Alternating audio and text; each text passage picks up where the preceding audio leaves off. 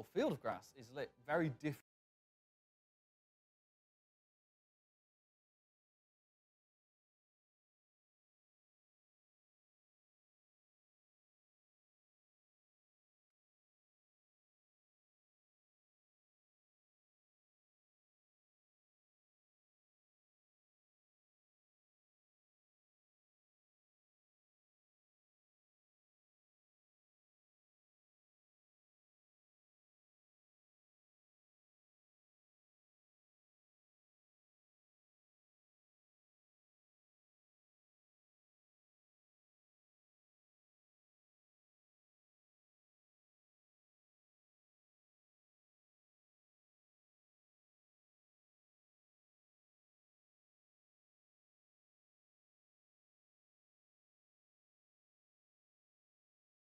Regions from very large distances. And we're back. My dog decided to shut off my stream. Here we go. How can we afford to evaluate complex spawning logic at runtime for the entire swathes of the planet?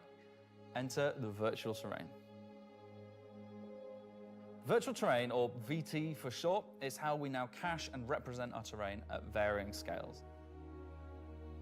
This has been the enabler for all of the lovely advances in terrain complexity and asset spawning we've shown so far. And it's also how we now evaluate and represent vegetation from a distance.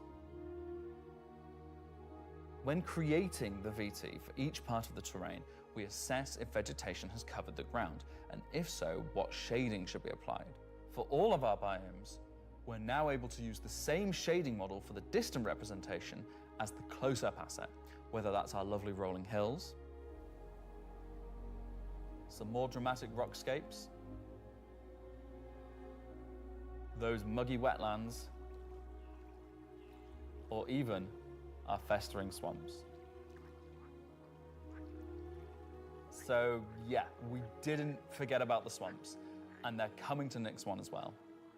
Built using the lessons learned and all the technologies we've developed, these swamps now spring into existence from the planetary data. This biome combines all of the elements from the other biomes we've shown you today, from water interaction, denser spawning, unique ground coverage, and I think it creates something really unique.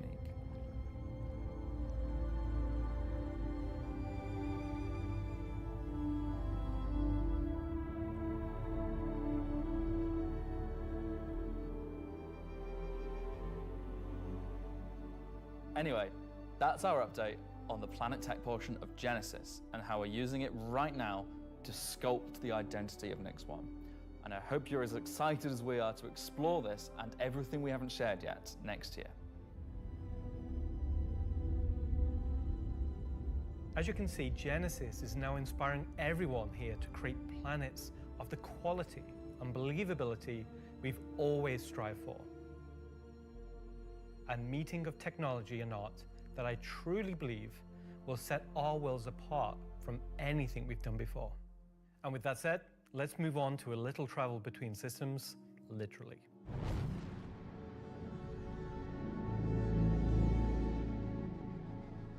Up until now, our mission system has been specific to the star system you're in, meaning a Stanton mission has to take place in the Stanton system, and a Pyro mission has to take place there. We've never been able to link these together, but with the introduction of our third star system, it's time for this to change. And that begins with the introduction of interstellar cargo. What are you talking about today? System-to-system hauling missions. Hauling is back. No one said hauling was gone. He doesn't even play the game. These are exactly what they say on the tin. Missions where you're going to start in, say, Stanton and end in Nix, taking various volumes of cargo between the stations. So there'll be high volumes of cargo that kind of fulfill the purpose for the Hull C and the other series of Hull ships. And there'll be a few sort of more direct routes. So you might pick up some cargo from Ruin Station in Pyro and go through the jump point to Stanton and drop it off there at one of the LEOs. So if you've never sort of experienced the jump point or going through it, these missions will require you to.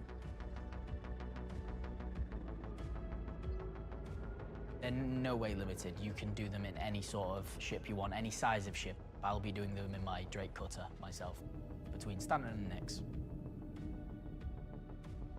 Just a Drake cutter. I've got a few ships, but the Drake cutter is really cute, so. One thing that we're looking to add with these interstellar missions is scripted combat encounters where you can be attacked by NPC ships. Maybe the mission giver has tipped off some pirates who are looking to get a hold of that cargo, as well as express missions, which means the deadline timers that you're used to in the regular hauling missions might get really tight and you've got to learn to be very fast. All of the love and care that has gone into hauling missions so far, with the logistical network and making sure they make sense within the themes of the systems, just as much love has gone into the interstellar missions we're making now.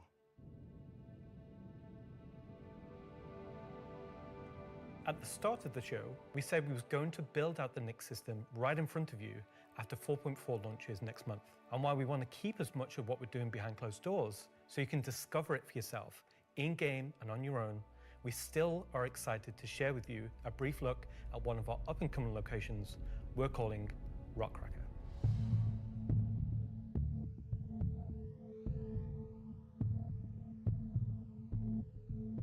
Okay, so Rockcracker, Jared. Go on. Internal name. Rockcracker is where you have to crack a rock.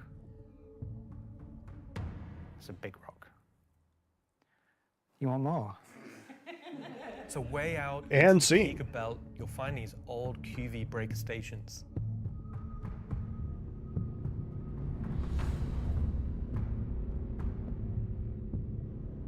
These were originally industrial facilities breaking apart large asteroids and mining them down. But since they've been mothballed and been left abandoned. So you're going to have to find your way inside and thinking about how do we bring this facility back to life. This is also Not a just about precursor flipping to the switch. Arastra and As you Orion bring these gameplay. stations back to life, you'll be lighting the beacon and calling attention to these long forgotten places. One of the main features is the laser head, which will require certain things to get working. It's up to you and your friends to find how to get in. There'll be a variety of options. Whether you're discovering the bowels of the station and mining your way through long forgotten tunnels, or you're going through the main laser entrance. Now, as you're traversing through the facility, you'll find the old engine room. Now, there may be ways to bring the facility back to life, kickstart the engines, and bring power to different parts of the facility. Maybe eventually bringing the laser back online and cracking some rocks. The secondary gameplay loop is FPS combat. You're not there by yourself. There may be squatters and outlaws in these stations trying to stop you from what you want to do.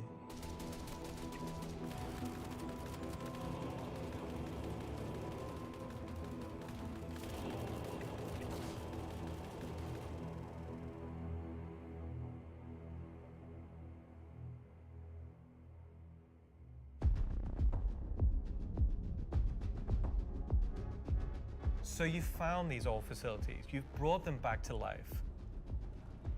You've systematically brought power to various functions of the facility. You've activated the laser. You've fired the laser. You've broken apart the rock. And then you'll be able to fly your ship inside and see what's there. So you fly a ship Wow, that into an asteroid. rocks. You just get into your ship and fly in and start searching around and trying to find the pieces that you want to mine.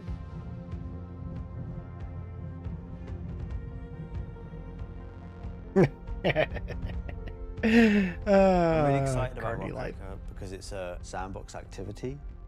You can kind of go to these whenever you want to.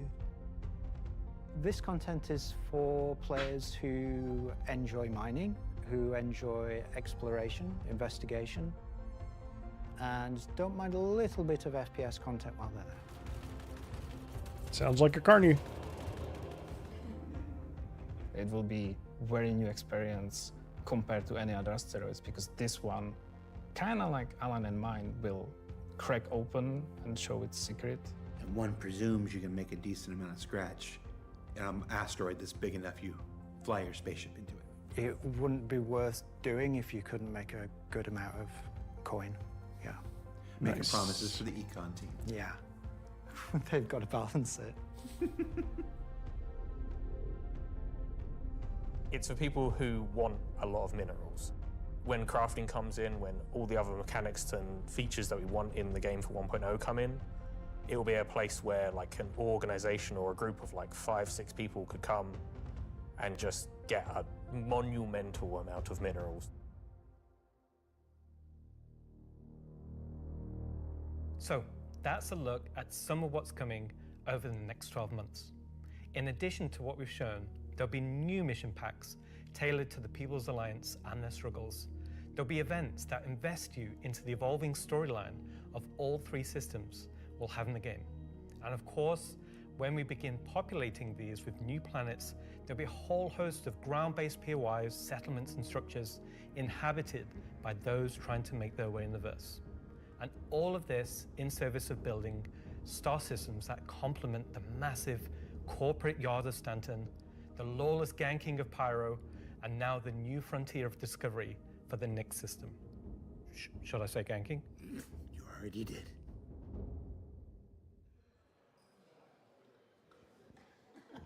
Good job, everyone. So yeah, a whole lot to take in there. Interstellar hauling is the beginning of a massive expansion to the mission system that'll let us connect these 3 star systems like never before. What else we got? Rockcracker. Rockcracker is just one of the next operations that'll be coming to the Nyx system in the first half of next year, where you're gonna fly into an asteroid and do that thing that miners love more than anything else. Complain about PvPers getting in their way. No, I'm being told it's mining. It's mining. And of course, one of the most anticipated features coming to Star Citizen, Genesis, and what that means for the planets of Star Citizen, including the ones already in there. So let's talk to Will Hain and find out more. And I'm just remembering that Will Hain is in France at the watch party. Okay, France. Ask Slarty Bartfast over there how they're going to use Genesis to update the planets and moons of Stanton and get back to me, all right? And see if we can get some fjords. What else we got? The CitCon Digital Goodies Pack. That's a hard thing to say. That went up for sale a couple weeks ago and has a whole bunch of mysterious items in it, and that's where I can tell you now that almost all of them are tied to the Nyx system in one way or another. So let's find out what's actually in there.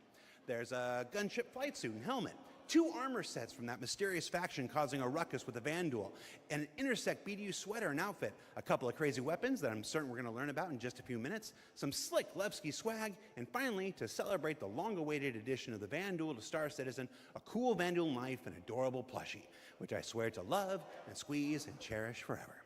So yeah, it's a pretty solid haul for this year's Digital Goodies Pack, which you can still pick up right now. I think the Carnies found their new mascot. So now, let's go ahead and transition into our next segment. Much of what you see in the show today is Starby? the culmination of a lot of people's work in... What's up? Whoa, that's... I had a dream about like this once. Yeah. Okay. So that against is everyone's better pretty judgment, the thing good. is I mean, they happened. scanned his head, so go fig. How you think the show's going? Good. We're getting the Nyx star system, and the Vanduul are coming. Kind of been a lot of Nyx, right? Well, yeah, but it's a major milestone. Are those it deserves a major show. fingers? Yeah, everybody's hard work. And... You got more, right? I hope yeah, those are there's spaceships fingers. coming up. Cool. They look like something else. Wow, it's like they only That's scanned just the original like- community portion of me. If pictures steal your soul, imagine what face scanning and PCAP does. Well, this has been super cringe. So I'm gonna head out. Mm-hmm. Bye. Oh, regular CitizenCon is still better. You should have done that. Of course. Thank you. Part of me that isn't a soulless marketing puppet. All right. No. Let's just go to some spaceships, shall we? There it is. Hi, my name's John Crew. I'm the vehicle director here at CIG, and welcome to Talking Ship, where we're going to talk about 3 new ships coming to the persistent universe. Ship sale is still not up, but yeah, we figured there would be 3, so it should be the Gray's Market, which will probably be the last one they talk about, the Stinger and the the Paladin.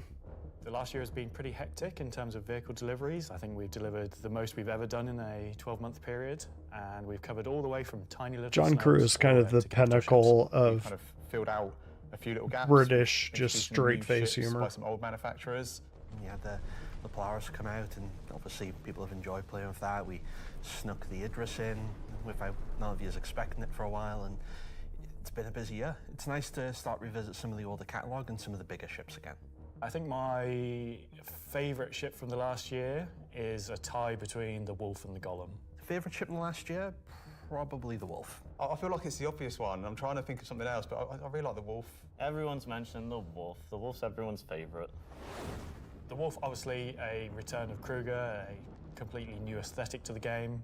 The Wolf was, you know, it was kind of everything we set it out to be, and it revived an old manufacturer. We've not seen anything from a while, so yeah, I'm going to say the Wolf. The Golem, I think, is just a... Golem was neat just because the utility ship. is It's there. small package. It's so It small. really just shows off that Drake aesthetic, giving you the absolute bare minimum needed to perform a role. I honestly do really like the Zeus. I think it came out really well. It's kind of hard to pin down a favourite, to be honest, because we've released, you know, a lot of really cool ships. Next year, we've got some super exciting ships coming up. We're ticking off a few big ones, which is good. We're going to see, again, maybe some ships from some manufacturers that don't have that many in their lineup. There's a few big challenging ones starting. So Banu. They're good. A breadth of ships, should we say. The 3 new ships we're going to introduce today all tie in some way to the primary factions fighting over the Nyx system. We'll start with the People's Alliance and Anvil Aerospace. Anvil is a very military-based brand. It's been a brand that's in Star Citizen for a long time, fighting for lots of military contracts and lore, often up against Aegis, and to the point it actually beat Aegis in the past. You will be familiar with a lot of their ships' designs, such as the Hornet and Lightning. Earlier this year, we introduced the Anvil Asgard, based on the Valkyrie chassis, which is an extremely popular offering. And this year, we're bringing the concept ship we introduced last year, the Anvil Paladin, to life. The Paladin is a gunship from Anvil Aerospace designed to support ground operations. Yeah, A gunship is a ship that's designed to gonna be pretty sustain sick. a sustained firefight while dealing a lot of damage, also taking damage. We don't have a lot of gunships in the game that are true dedicated gunships. They are quite a tricky archetype to control in game without being too powerful. It's designed with a lot of firepower and high armor and health, but very low maneuverability. It's multi-crew. It's just built purely for battle. It's got lots of armor, lots of guns, big guns.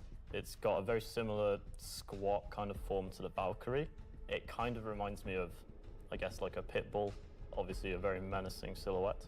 It looks quite forward-weighted in its stance. It Chunkery. feels like it's coming towards you, even when it's just sat still. And I think that's something that helps with it feeling intimidating. If we swing round, following the ship round clockwise, what you'll then see is the first of the side turrets. If you notice the canopy, you'll see that there's a fairly thick space between where the glass is and the hull exterior. That's because it has deployable armor, which can come out and give you a little bit more cover while you're actually attacking the target head on. It's got these really nice kind of dual connected wings with the turrets out on the sides, just to try and give as much kind of range for those turrets as we can get. Which is controlled by one of the 2 remote stations underneath the bridge. If we come around to the rear, you'll see a rail. Now that rail mounts the main turret of the ship, which is controlled by the co-pilot. So you've got full 360 coverage underneath, full 360 RSI is coverage going to sue him. on top with it. And then the side turrets also have 360 coverage that way around and 180 out sideways. So Paladin's really up you on the have, site. between the turrets, pretty much 360 coverage in all directions. Well, it's 260 originally. It is 325 now. War Bond. And all the crew are located in this one central 2-story room. A lot of our other gunships, the crew gets scattered across the ship, but Yep, with 350. you're all sat together, it's a nice, cool experience, so you can really feel like you're playing Standalone. as a group. You've got the pilot, co-pilot up top, and you've got the gunners underneath, and I think that helps with Some the intention cool of what the paint ship does, jobs to because it. You've got this really nice kind of like gunner And got viewpoint Carny colors. down, kind of giving this lower coverage. We added a glass floor just to keep the 2 connected. I think that really helps with the feeling that you're all working together. and Yeah, that's communicating. cool. That said, if you don't have the ability to fully crew a Paladin, you can still fly it and engage in combat solo. Obviously not as good as if you have a full crew, but you can't always guarantee your friends are going to be online. Could be so As a many solo paladins ship, right around. It's pretty capable of doing a variety of missions within Star Citizen. So if you want to run this ship solo, you can take on combat missions that, say, other heavy fighters like the Scorpius or other ships such as the Drake Cutlass could do. Yeah, the paints for it are all cool, but yeah, like you, I've got one in my hangar already. So Into this sort of armory ready room area, you have a $100 variety of increase suit lockers almost. and weapon racks in this room. Everything's very militaristic, stripped back, simple. It's a very functional space, but you'll find everything you need in there. One of the improvements from the original concept is we've added a small dedicated cargo bay area, allowing you to store actual SCU crates. Forward of that is the route to the lower gunners, and then upstairs you have the bridge area, and then off that central area you have the dual living quarters, one on the left, one on the right, and then at the rear you have the main sort of engineering area where the majority of the components are. Also within the upper traversal area you also have a little breakout area with seating, food machine, Nice. toilets, etc. kind of has an alien feel to it too. Cool That's ship. nice. I think we did a really nice job of taking what was there in the concept and adding an extra level of detail and trying to kind of push things forward. I think it hits the nail in terms of a really solid military ship. It's really complementary to some of the other ships in the Anvil lineup, so something like the Be a Valkyrie. great drop escort ship, for a bigger you know, ship. The Paladin's there just to make sure it's safe, make sure no one messes with you, and just basically scare people away. The thing I like most, I think, about the Paladin is that it's very clearly got a crew of 4, and they all kind of work and operate under the same conditions. You know, the pilot, co-pilot, and the 2 gunners, they're basically all equal on the ship. There's one toilet, everyone's got the same style of bunk. When they're at work, everyone's at the front of the ship together. I will be using the crew area to toilet. There's one toilet for 4 people. Well, you know, it's you all work together. You're all equal at work. You're The toilet seat never gets cold. toilet seat never gets cold. Yeah.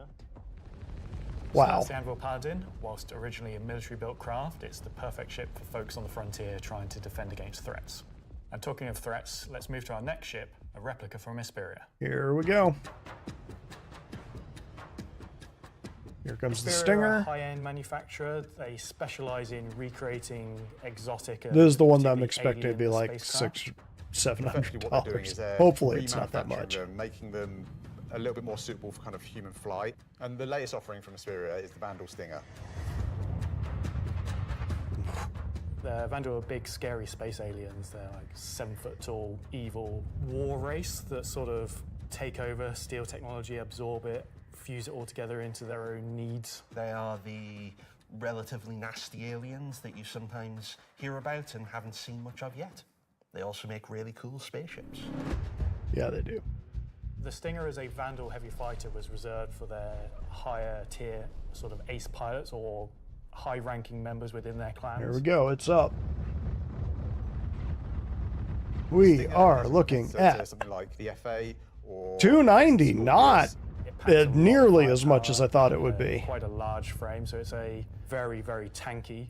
315 new money. Yeah, that is decent. Almost unrivaled in terms of just both the Definitely number getting and the one. size of them. So it's there for players who don't want agility. They don't want to be in and out quickly. They want to be there brawling with big guns and taking all the hits. 1 size 5, 4 size 4s, One 2 thing size Hesperia have 2s. done differently with the Stinger is they have done away with the majority of the bespoke weapons. They heard everyone's complaints about the glaive and blade and have stripped off the original Vandal weapons to allow customization for standard human weapons. With the exception of the single size 5 gun. Because it was too well integrated into the hull, even for Hesperia to remove.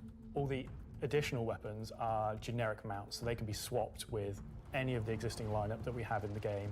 By The doing paints this, are it provides sick greater for it, by the flexibility way. to the end user, and this is something Hesperia wanted for the civilian market. For that one bespoke weapon, the size 5 plasma cannon, functionally for it is paint, the same as the existing looks like size 5. plasma cannons on the Scythe and Glaive, but it is a sort of Gen 2 model and wraps it in a different aesthetic compared to those models. You'll see they're very much older Vandal styling. This is much newer Vandal styling, but underneath it is the same weapon that people have used for years.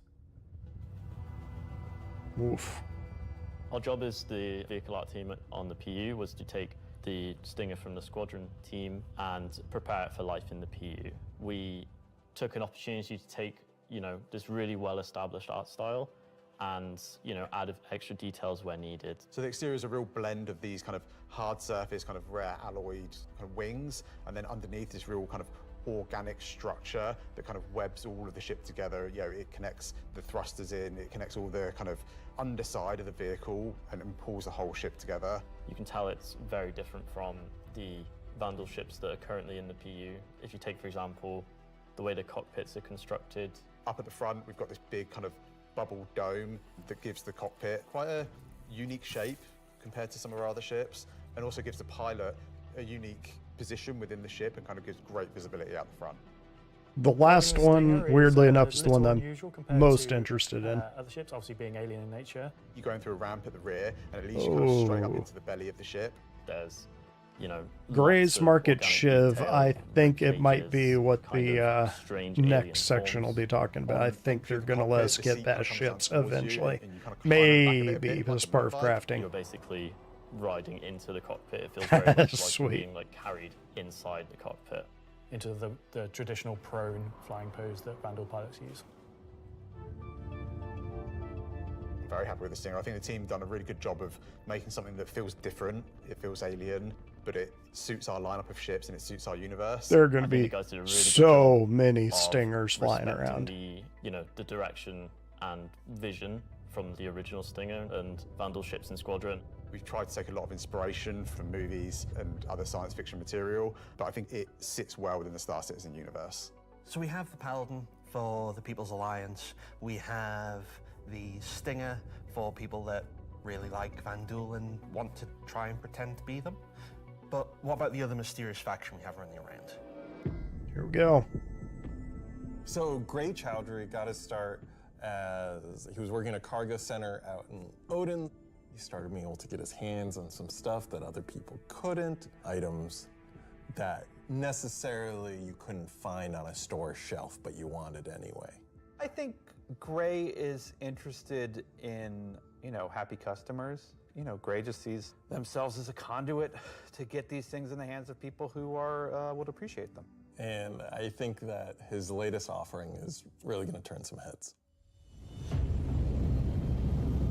Is this the Flappy Bird? So the Shiv, yep. Don't really know what it is, to be fair. It's what happens when someone who is a genius at aeronautics and ship assembly is given. It's the larger of the Squadron 42 ships. It's the best of whatever they can find lying around, put together to make something truly unique, wonderful, arguably beautiful, and just released out into the universe to see what happens. At first glance at the exterior, it's a bunch of things, yeah. Most people will probably recognize there is more than a fair proportion of the colors. It's a few things, yeah. It's the Valk wings, quite a few changes to it. Scorpius As you look a turret. little bit closer, you'll start to pick out elements from other ships. You've got Here we go, it's main up. thrusters that are from the Valkyrie. Even the bits that Alright, are looking obviously at colourless, 135. welded on, Not bad. Panels removed. The top turret, which is now remote, is just this. So that's their starter for this year. Multiple other ships' turrets, and then the changes continue onto the inside, where again it sort of feels Cutlass-like, but then you'll find there's bits of Crusader ships just integrated into the wall instead of what was there originally. It has lost its side entrance, some of its cargo capacity, but 130 Warbond, 150. Visually, more powerful thrusters. New It's money. gained a really Or kind of old nice money. set of belly thrusters.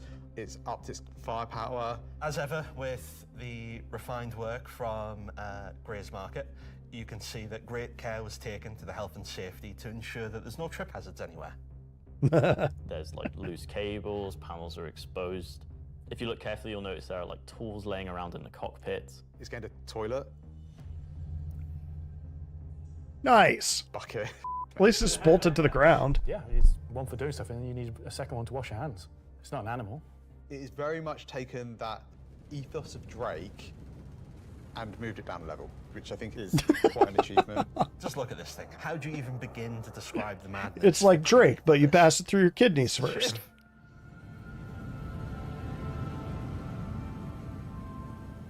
This is something new and different for Star Citizen. Where did it come from? I'm not going to answer that. Just Nope. nothing. Just No comment. Gray goes to places and talks to people. I mean, you know, there are just many ways to find these things that. 2 size 4s. Are they legitimate, you know, manufacturers? The No. quad turret from Are they the Mark operating on Hornet. the right side of the law? Maybe not, but you know, money's money. Does Gray have a motto, an ethos to live by? It probably comes down to, don't ask where I got it. Don't ask how we got it. Don't worry about it. Just ask if you want it. I think the Shiv is for someone that is looking for something a bit different, a bit away from the Well, I norm. thought that we were getting the That's smaller unique. one, the one that was It's based on the definitely for Mustang. people who like a So this is real kind of cool. aesthetic. It's This a has fun got a little ship. bit more utility. But it's also really strong, to be honest, and it's absolutely a statement. Yeah. I'm happy with the 3 ship offerings. They are obviously very combat heavy. There's something we wouldn't normally release all at once, but honestly, all of them are a different statement, and they're all cool.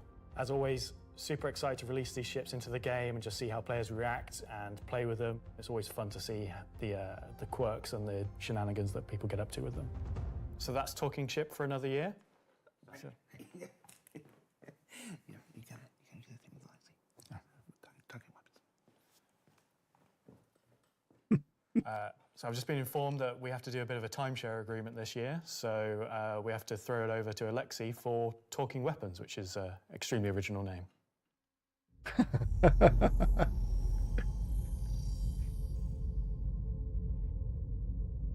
John, the king of deadpan.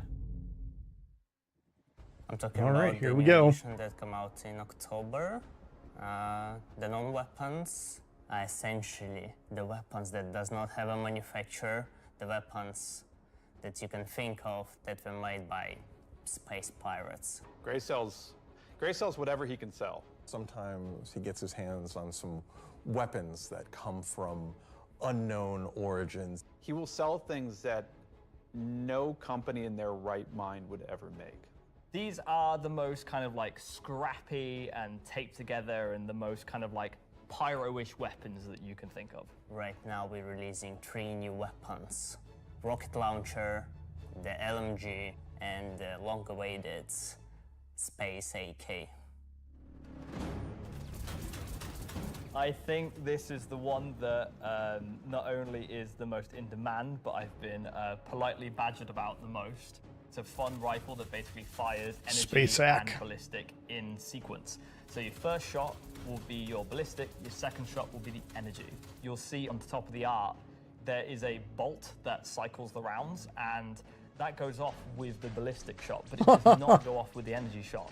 And that is just like a really fun way of making a weapon work in kind of like a scrappy, glued together kind of aesthetic. Yeah, that is interesting. The LMG, this thing is a really fun, slow-firing, hard-hitting beast. It will bring the 50 cal, and the only other weapons that have this right now in the verse are the Bearing Sniper Rifle and the Coda. Honestly, if you even get hit by one, you just instant tier 1 injury, back to medical. Oof. Are you even trying anymore? You know what? We made all these really complicated, fancy guns, and some people just want, I want a slow-firing rifle. Give me a scrap-together box that fires the biggest thing you can possibly find. We don't have a rocket launcher of this caliber. It will be 3 grenades straight together that you pull into the tube and fire towards your enemies. That is straight out of Fallout. Have a distance, so you will not be able to just point it towards an enemy. It's also going to have a lot of spread. So essentially, you're going to have to get very close with your launcher to be able to blow up ships with a single payload in it. You can't actually aim with the apparatus, because you've got the tube on your shoulder, you try to aim it, you have to physically put the tube in your head. So we were like, oh, we can't have an aim apparatus for this. And then we realized, like, it's in the spirit of being a tube that you can't use the aiming apparatus, and you just kind of like, all right, I think that's the middle of the screen, I'm going to hit it. Perfect. It's in the spirit of being a tube. Oh yeah, the binoculars. Totally forgot about this. I'm hoping this comes with FPS Really scanning. cool. We don't have anything like this in the verse, and I think it will be really convenient to use something that's dedicated to look for the things, especially far away, instead of using your sniper scope, for example. Will the binoculars have glint? I'm not aware of this one. Probably not, because binoculars are not something that you need to be aware of. What would be cool is if it had a laser designator for bombs. Internally call it. Basically, there was a lot of community feedback basically saying like, oh, I really like spotting people. I really like playing a spotter. And essentially I was like, oh, this community wants to be able to spot people from distances. And what can we make gadget-wise that doesn't require new features? And it was like binoculars. And I prototyped a thing which essentially was just a scope in a hand, and it worked. So we've got some really cool binoculars coming that allow you to spot people from distances. And how much damage do the binoculars do? Depends on how you throw them. Yeah, I was hoping for a laser designator because that's like the one piece missing. Zach, that's the end of this to this year. So that's talking giving to ground weapons. troops a reason to work with ships. Anyone else is going to come and tell me something else? It's been an exciting year, and I think the next year of ships is going to be even more exciting and expansive than this year. Got the Q&A up on the Paladin and the Stinger. Notably not on the Shiv. Maybe we'll get it for IAE. Well. Or they'll do one here.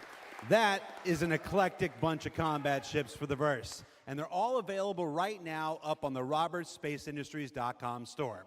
Also, any minute now, there's going to be a PTU drop that includes all three, so you can fly them now ahead of their release next week when Alpha 432 goes live. 3 combat ships. Yeah. I wonder if they'll have any additional uses coming up later in the show. That's a hint. All right, what else can I shill? Oh, there's merch. God, it'd be wild if I was actually cool right new about Levski, kit bashing. desk mat things. Seriously doubt They're it. always popular. Oh, that's cool. There's some Levski metal posters on the store, and of course, love them or hate them, but you can't avoid them. There's this cool new Wickelow's Emporium t-shirt. Yeah. There's also a page published earlier today with a bunch of links to offerings from our third-party partners, from eye trackers to gaming chairs to voice packs to spaceship models from new partners like Planet Ring. Wicklow shirt costs $34, the metal posters cost $85, and the Levski desk mat costs $25. Ooh, those metal ones look pretty cool. I might actually need one of those. But it's one of the metal ones. Challenge coins. There's these lovely Levski themed challenge coins if you're Looks like attending there's one of the some 9 new stuff official up watch here. parties around the world. Those There's are the also a three. digital one of these in the goodies pack. So you check those out. For metal poster, I thought that was about average for them. I haven't had too many. Challenge coin. All right, what else can I shill? Now I'm kind of tired of shilling. All right, let's find out some more about where we are. Simon, can we move? Can we do? Oh, yeah. Look at that. Okay, here we go. Whoa, Pardon shaky me? cam. Excuse me. Hi, how you doing? Hey, that was my best angle. Man, that looks I comfortable. had to be careful. Last year, I took 3 steps and tore a muscle. Well, you All right, ran, so dude. You're this not. is the 9th floor You don't really have a of CIG sprinter's body. Manchester's Manchester office. That's You know, character art being This able is to the change room the where we shape have of our lunch every characters would day, be cool. And if you get here early enough, Wow. croissants. If the weapons team hasn't stolen all of them. Over here, we got some cool mannequins Wow. representing different aspects of the game. You got I really gotta the get over ever-present, Manchester this Hearst year. security armor over here. That's really cool. You got your Duster's armor right Oof. here. You got this guy from a game that we're not talking about today. Marine armor. Yeah, it's all pretty cool. And then when you come over here, got a nice little recreation area. There's some sim pits over there for people who need to test that kind of stuff. We got this cool Krigeri Bengal carrier. Come over here, shoot it. Go down the nose here. Watch this. It's pretty cool. I'm gonna go over here. Oh, neat. Wow. Can you see me? Hi, Mom. Wow. That thing's going to be big. So yeah, and what are you doing, Richard Towler? All right. I thought John went to Washington, D.C. Let's see, what else we got? We got cool Voyager bar here. This is where we get all kinds of breakfast goodies, coffee, stuff like that. Hey, who remembers the big coffee controversy of 2016, where everybody took to Reddit and pondered the question, do devs deserve coffee? I do. You want to see what next year's big controversy is? Check this out. I'm going to come over here. Do devs deserve coffee? Don't run. Welcome to the Stargarita machine. Nice. Yeah. Do devs deserve frozen deliciousness? I don't know. Go to Reddit and let us know. All right, let's see. Let's go over here. Competition. Oh, competition winners. We have the list of competition winners. Can we put that on the screen? Yeah, sorry, competition winners. Remember the competition for the CitizenCon winners? The people made the videos, and we gave them a Kruger L21 Wolf. We actually have the names. They're behind me. Look. Come on, Wookie. Tell me Wookie got one. All right, that's cool. It should have. Nice, also, nice, got good. Food. Do I have food here? Deserves Somebody's it. supposed to save me pizza. All right, so we got. Oh, you guys saved me a lot of pizza. Let's see. There's. Oh, it's 85 for a set of 3. You get all 3 posters for 85. They look pretty good. I don't know if I get them, but jeez. You went full New York on that. That's a CitizenCon throwback if you're not familiar with. So I have now crafted my own pizza experience.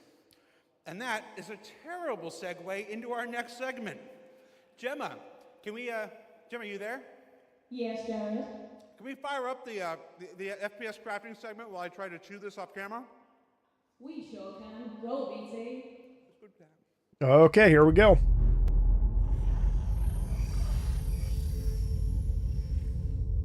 Got about 30 minutes left, so I wouldn't imagine there's a Star whole Citizen at its heart will lot of always shows be an left. enormous sandbox experience where you can set out to tackle the universe in whatever ways you want. But that doesn't mean we can't shape parts of the universe here and there to better suit our needs. That goes for both you and us. Let's start this part of the show with a look at how crafting is going to change everything from resource gathering, refining, and even combat when it comes online in the next few months. First version of crafting is going to be quite small in scale. Yeah. We're going to use it as a kind of a concentrated Yeah, effort it's to gonna be allow like the players to experience the December or initial January UI, if it's the next few flow months. of Well, gathering maybe. materials that have different quality. It's big, though, if they're and putting the using marker those to down. craft items which are better than what they have currently in the game. The first version is going to be primarily FPS items that you can craft, weapons and armor.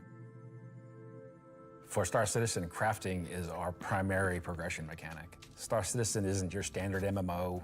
We don't have levels. We have ships, we have gear, we have things that you create in the world, you perfect, you research, you improve. And those items, those ships, those vehicles, the armor and weapons, that's how you progress in Star Citizen. Crafting isn't just a progression mechanic for creating new items. It's also a fundamental change to how we handle resources in the game. The materials that you collect, how you refine them, quality matters. Crafting the weapons, you'll be able to have some quality materials to influence the item stats on those weapons. It'll be somewhat random, potentially weighted on the location of the material. Some will have a higher chance of higher quality. And once you take those materials to your crafting bench, the fabricator, you can use them to craft, and the different attributes will be increased based Taser on gun. the quality of the materials you use. It's not just iron ore anymore, it's iron ore of the quality that you know will get you the stats for the item that you desire. And it's not just mining, it's essentially every resource we can get our hands on. To support this, we also need major changes to inventory so that all of these new resources that you're collecting, you can see what you have, you can order it better, you can understand what you have in your inventory. Pickles! We won't have the new refining crafting system yet. We'll be using the existing ones. Those will pass the quality through into the refined materials.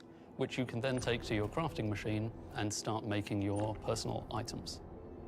Once you have your blueprint and your quality materials that you've refined, then you can put them together on the item fabricator. This will be pretty much what we showed in last year's CitCon, with the UI letting you assign your quality resources to different aspects of the item. Once you're happy with what you see on the preview, you'll be able to click to craft, and it'll get queued up, and your result will be produced sometime later. You'll be able to get the new crafting machine from shops in most landing zones. You'll be able to bring it up on your freight elevator and use it in your personal hangar, or tractor beam it around and stick it on a ship if you want to use it from there. There'll be a small amount of blueprints you get credited to your account just to test and mess around, but the vast majority of them will be earned through missions, and then you can use that blueprint to craft the item that it is that you've got the blueprint for. So it should be a good reason to go and test all the different various missions in the game. The advantage of crafting your own items is that they'll be better than anything that you could buy from shops. You'll be able to increase and improve item stats that are relevant to your gameplay. Maybe your gun will shoot faster, maybe it'll do some more damage, or your armor will have greater resistances against environmental effects or incoming fire. You might be wondering, what about the upgrade and research? That will be coming in a subsequent release. We're happy with this initial scope for crafting. It's going to be so valuable for us as devs to kind of get the metrics in, get the feedback in, because then we can make the changes that, you know, they only become obvious, so to speak, when you have kind of mass amounts of data and mass amounts of users using it. So I'm very excited to get it out in the wild. It's our intention to get crafting out on tech preview by the end of the year and get the testing we need so we can release it when it's ready.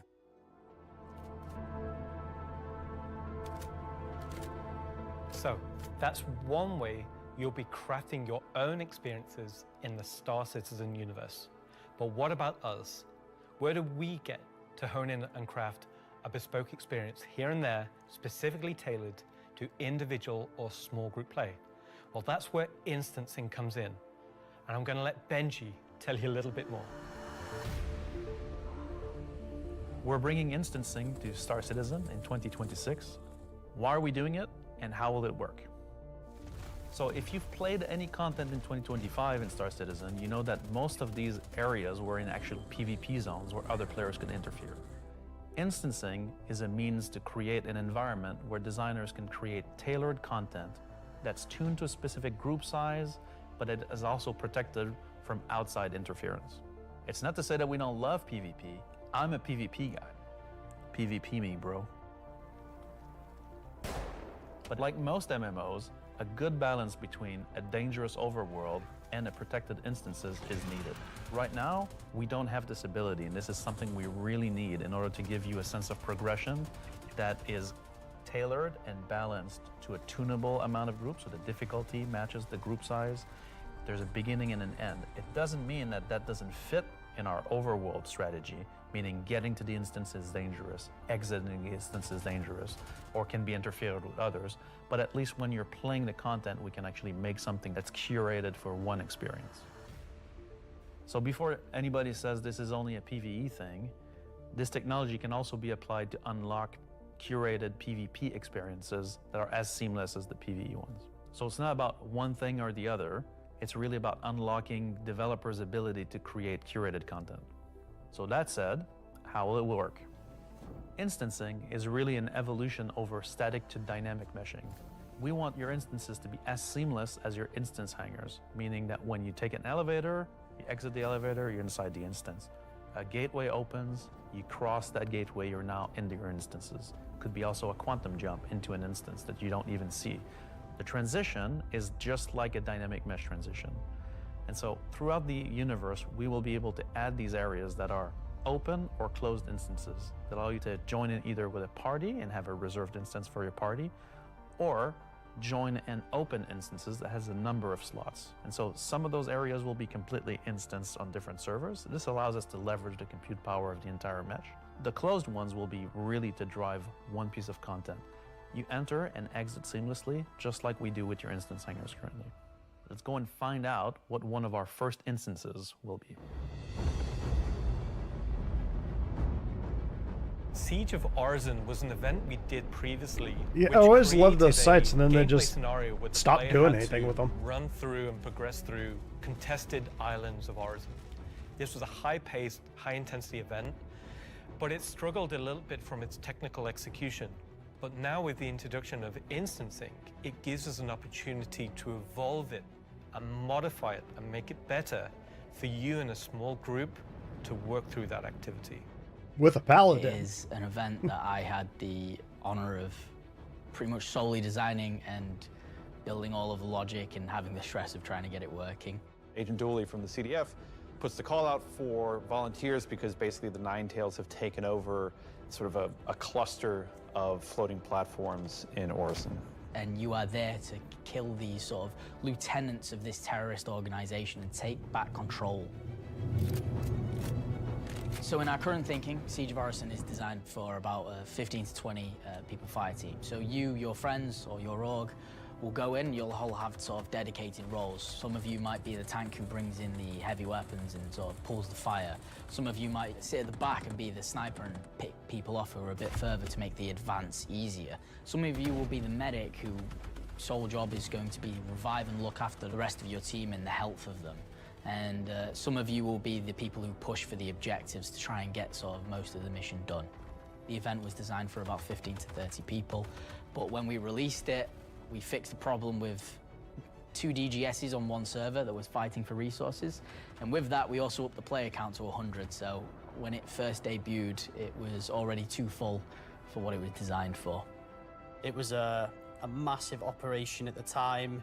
I think that bringing it back and giving it a refresher will be a fantastic addition back into the PU. So imagine if Siege was a instance that you could go in and play solo, or if it was a public event that you could go with your friends, or you could join up with random players on the server. There's lots of ways that we want to take a look at Siege, how we can make it a more approachable piece of content. I'm excited, to say the least, to bring back Siege of Orison to Star Citizen and to sort of have it be one of the first tests that we have for instancing and really get it back to sort of a core experience point where it should be. So while the next season is quite heavily focused on Nyx, I'm also very happy that we're not really ignoring our other 2 systems of Standard and Pyro, and we're going back there and we're sort of improving and expanding on the player's life in those 2 systems as well. Yeah, it's good. They kind of backfill content. It's a good idea. Yes, and while things like Genesis, interstellar hauling, crafting, Siege of Orison, and more will reveal next year, we'll continue to bring life into the existing universe outside of Nyx. There's still one more exciting use for instancing we're building right now. It's an earlier look than normal, and some of it is still in white box, but we're excited Building to share bases? the first look at a major content release of 2026, and what it means for progression-based gameplay. Oh, that'd be As cool. an evolution of our building interior initiative, you won't Nice. discover it by accident, because when it's complete, it will be found deep within the heart of Levski itself. This is the Municipal Works. Cool. So inside the facility, you'll find huge vaporization chambers, old processing plants, industrial tunnels, and eventually into the old turbines which are still pumping heat into the old rock. So this is the true history of Levski. This is a place where you won't see in Lorville, you won't see in I-18 or the other landing zone. It's the pure basis of Levski. You will have, of course, metal and tunnels and more structural. They did say the base, word but you will engineering also at one see point. A lot of rock and cave. So it's not a place you go to take vacation. It's really a place you go to fix stuff. Not everybody has what it takes to come down there and do the job that needs to be done. All of your sewage systems have stopped working. Everything's going to quite literally. And so the player is tasked with their group, most likely, to go into there, take out the outlaws, and get the facility working again. So let me get this straight. This is literally a mission to fix the toilets of Levski? It's not just the toilets. You're also trying to turn on the air. Air is a bit more important. It still works in Levski, but you know, they have like maybe polluted air because it's not being cleared properly. It's not just for the toilet. Poop mission. It's also a little bit more exciting than just going into confirmed. like some vents. It's like a free layered system where there's 3 chapters. This will be mission-driven and repeatable. Everything from mining to salvage to combat to investigation, a variety of roles. Narratively, it's a real sandbox. Every progression you do will unlock a new area that will link back to previous areas, complexifying the play space. We've been wanting to have more gameplay around landing zones for a long time. Now that we have instancing tech coming online, that allows us to do something that provides really cool gameplay close to a landing zone. With the missions, that's what will create different overlays or change the spaces or change the progression, but it'll be the instancing which will enable us to create tailored content to you and your group. So you're going to be able to play a part of it, make your progress, and then log off. And then the next time you come online, you'll be able to pick up where you left off. It's going to allow players to return back to it at different states depending on how much you've progressed and be able to keep it going until you've reached sort of the end of the whole 3 chapters. Where you're not going to have other people getting in your way. It's you, your team, your party. It's a way of giving players content where they know exactly where they're at and they can keep going back to it and improving sort of their own progress and ability to jump through them faster and faster times as well. So that's a look at how we'll be allowing players and developers alike to create more crafted experiences within the greater sandbox of the persistent universe. Okay, is that it for me at this point, Jared? Almost. Throw it back to me, and I've got one more for you after this. Back to you, Jared.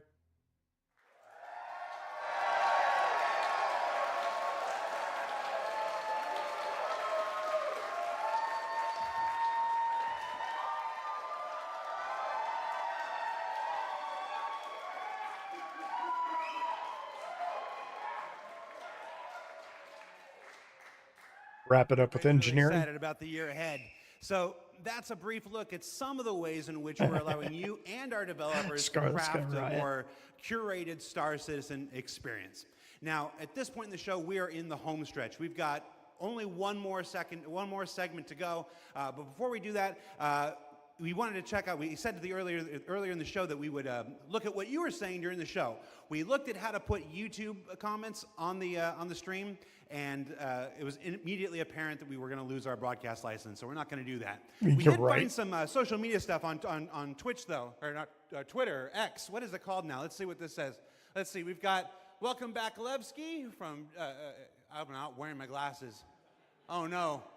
Oh, time to suit up. Let's go get them, says Ubu. I really should have worn my glasses. Cue the bagpipes. That's the other game, Charlie Oscar. Let's see. Nice to see you live, Jared. Mom? Let's see. First CitizenCon after playing for almost a decade in Austin. Oh, nice. Straight out of Klesher, back to the Hex. Photos from Leicestershire. How do you say it? Is that Leicestershire? Leicester? Leicester? I've only been in the UK for 3.5 years. San Jose Bar Citizen Watch Party. Oh, somebody created a lovely Vandal mask there. Sean Tracy, can we get that in game? Vandal Just that, exactly. Just scan that, put that in game. All right, so that's a few reactions we're seeing on social media right now. Before we get to our big finale, or the thing we're going to wrap up the show with today, I did want to talk a little bit about engineering or big Castra. CitizenCon versus Probably digital engineering. CitizenCon versus what we're doing today, which I is think. CitizenCon Direct.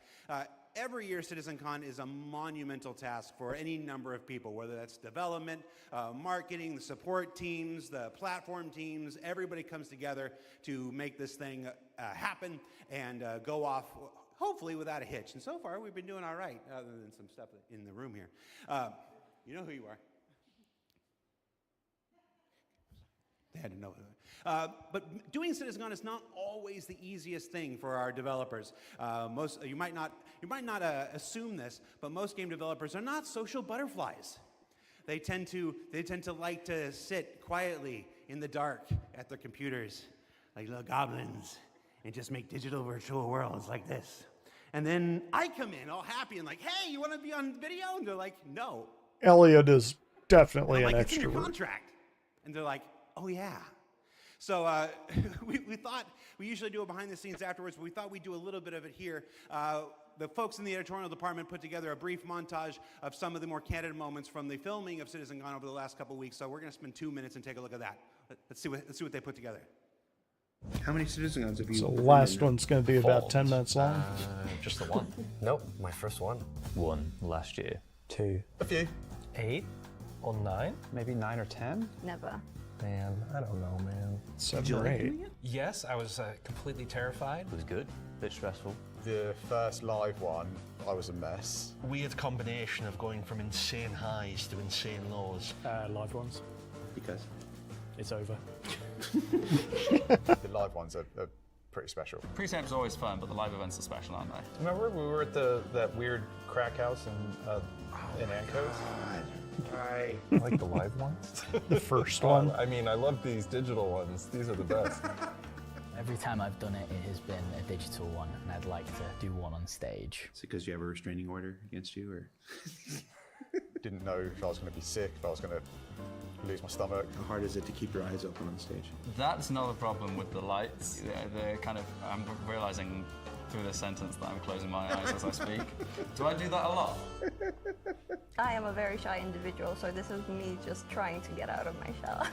Getting the crowd to react to the ideas that we've been working on for so long. We can react. Watch. Everybody. Yay! I can feel your passion from here. Cut the camera. You got a lot of gingers. 30 seconds, I'm like, do I stand up? Do I sit down? Do I drink? Do I not? Do I talk? This will be the best one yet. That's right. Because it's nice and short. Is this all supposed to be usable content? Because I could be different. No.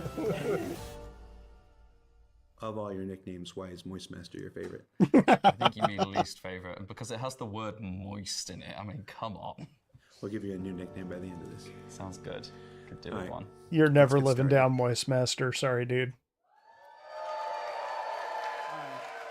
So for those of you watching at home or Master the of watch party, you're moistness. like, why are we showing that? I put that in there because I'm eternally grateful for all of the CIG staff and developers who take the time to appear on these things, whether it's ISC, SCL, CitizenCon, walk on stage, be pre-recorded. It's not the easiest thing for everybody. And on behalf of the community, if I can speak for them in this regard, I want to say thank you for participating in these things each and every year that we have them. Now, let's wrap things up here. So, let's see, how do I want to do this? At this point, we've only got one major story left to tell.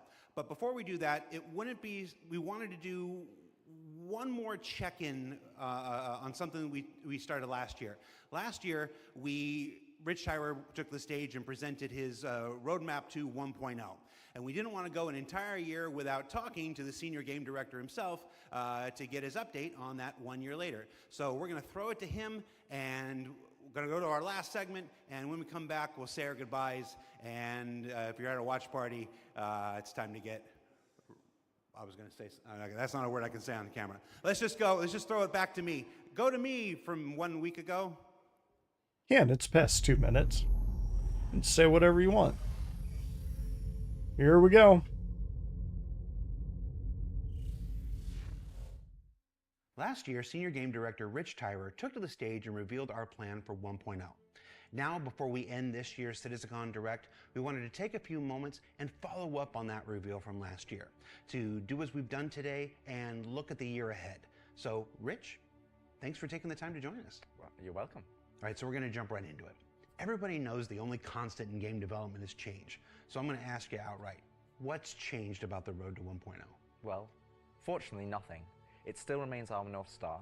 The team is busy working towards that goal in the background, and every patch this year has moved us towards that goal. And if you haven't watched the Star Citizen 1.0 presentation from last year, I highly recommend you do so, because everything in it is still relevant as of today. You mentioned every patch this year has moved us towards that goal, so I want to dig deeper into that. We've done, at this point, 9 releases in this year, more than any year prior. How does each one of these not just sit as their own moment in time, but move us forward on this road to 1.0? Well, last year I discussed the framework of 1.0, how all those complex systems can tie together. And one of the core aspects of that was the main story, which became the spine of the universe, which brought all of the locations, mission givers, guilds, and all the different areas of the game to the players. Now, what I didn't talk about from last year was all of the content that was going to support that framework, add the flesh to the bones, should we say. And I think that's where this year has moved us towards that goal. If you think about previous events of previous years, they've generally been locations that we've put into the verse, but they've been transient. We've taken them away, like Siege of Orison or Zenithreat. We've added them to game, and then they've been moved away. And I think with the addition of the patches this year, when you look at the Hathor facilities, Onyx facility, these are permanent additions to the world that not only have their own story, as when we release them with the patches, but they'll also become points of interest and areas that the larger 1.0 narrative will utilize. Since we're on story, I'm gonna stay with this here. Since we launched the PU back in 2015, it's always been this sandbox where players can do what they want. They can bring their own story to the verse, and that'll never change. But how important is it that we also build this concurrent narrative of our own, this crafted experience, if you will, alongside that? Well, we're trying to create a living, breathing universe. And that includes both the player stories that you mentioned, that they can go and enjoy and create their own memories together. But it also means that we want to have a universe that gives back.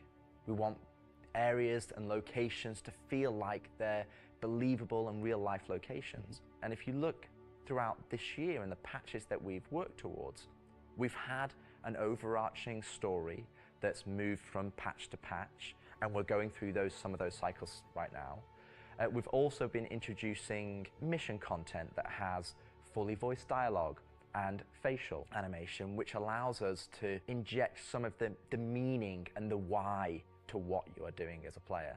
And I think story is integral to Star Citizen as a connective tissue that ties all of these different complex systems together, because it takes players on that journey throughout the game. To see this big turn this year to start injecting story into the verse, I think people are really responding to it. So everybody knows, and you mentioned just now, that this year we changed a whole lot about how we operate and how we release things. How do you think that's gone? I think it's gone very well. I think if the mantra that I've always been pushing this year right at the beginning of January was patch always goes. And I think this year has seen a different development strategy for how we've been moving the game forward. That's where this different strategy has allowed us to really take a wider approach. And we also have to remember that Star Citizen is played by tens of thousands of players every day. And while we have lofty future goals, we still have to make decisions right now that make the game fun for the people that are playing it all the time, playing it as their daily game. If you look at previous years, we've had to hold a patch back, we've had to make concessions, mainly due to around a feature may not have been ready or right to go into there. There were 3 months, 4 months, sometimes 5 months between patches. Exactly, and I don't think that's good for anybody. I don't think it's good for the players. I don't think it's good for the development team. I think it's better to have regular cadence of drops. One good example is this year for A Line of Mine. People probably don't know, but A Line of Mine, when you turned on the laser, it was actually supposed to reveal the sandworm Valakar. And I played it, and it didn't hit the quality that I wanted to go into the game. So we changed, and I took it out, and I made that decision alongside Chris and Erin, and we've held that back, and we're going to work on that towards a future patch. But I think definitely the more regular cadences has had the multiple benefits, and like I said, I want to dispel a myth right here, right now. Like, features are still being worked on quite heavily in the background, from radar and scanning in FPS, the new quantum, to inventory, engineering and crafting, and all of those features are going to be coming very, very soon for players to get their hands on. And, you know, I'm going to be honest, I'm not going to sit here and say that if I was to go back to the start of the year, I would hope that we would have released more features. But I also think every decision we've made this year has been through the lens of making the live experience as stable and as good as possible. Absolutely. All right, so that's a bit about the year before. And the year before has been, I've said this before, I've said it internally, I've said it out there, I'm gonna say it right now again on camera. I think this has been the best year of Star Citizen ever. And I'm willing to look right into the camera and say that. The player numbers are up, engagement numbers are up, the length of the play sessions are up, bug numbers are down, 30K is gone. It's been a solid year. But CitizenCon isn't CitizenCon without talking about the future, so I want to move us to the future.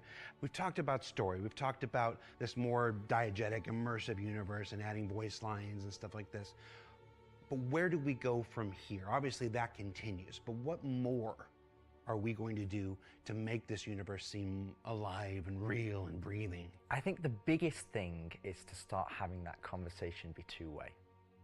So if you think about this year, like you mentioned, we've been having fully voiced NPCs, but a lot of those missions and those NPCs, they're talking to you, they're talking at you. Right. You don't get to talk back to them. Now, obviously, you get to interact with them through your actions. You get to go and do their mission, and you get to move that along, and then they talk to you again. But it's a one-way conversation. We're missing that conversation wheel. Exactly. The next part would be physical mission givers. That's something that we're going to be working towards very soon, with Battaglia being the first one coming back in the verse. And just to be clear, we will be bringing all the mission givers eventually back, and we want them to be an integral part of the verse and the story that players go and enjoy. We want the locations to be brought to life, and as we mentioned last year, we want to have interactive scenes that you can go and be part of. And obviously the full end goal is towards, you know, to have cinematic stories in the game, and that is what we're going to be pushing towards. Everything we do, every decision we make is through the lens of moving us closer to 1.0. It might sometimes be difficult to see why those decisions have been made at the time they've been made, but rest assured that Star Citizen 1.0 is still our North Star. That's what we're still aiming towards, and that's what we're going to be moving forward with every patch next year as well. And remembering when mission givers were first introduced, they sometimes became a bottleneck. Is there a role in instancing, which we learned about earlier today? Is there a role for instancing in that, in helping with mission givers? Yes, partially. It will be one mechanism that will allow us to have players go to their own individual area of the verse, have that conversation, and then go and continue on into the open world environment. So I think that's where, when we look at instancing provides us one tool that allows us to remove that bottleneck and provide a more seamless experience. Happy you said that, because that's one of our last topics I want to get to, is how we reconcile instancing with the persistent universe. Like, for the last 10 years now, we've been building this giant, seamless, persistent universe where everybody can come in and play together.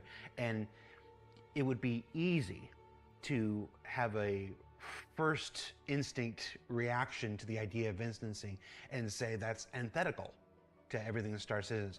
But you mentioned last year these 3 pillars of building Star Citizen in the PU, and I want to know, you said nothing changed, but I want to ask you about this specifically.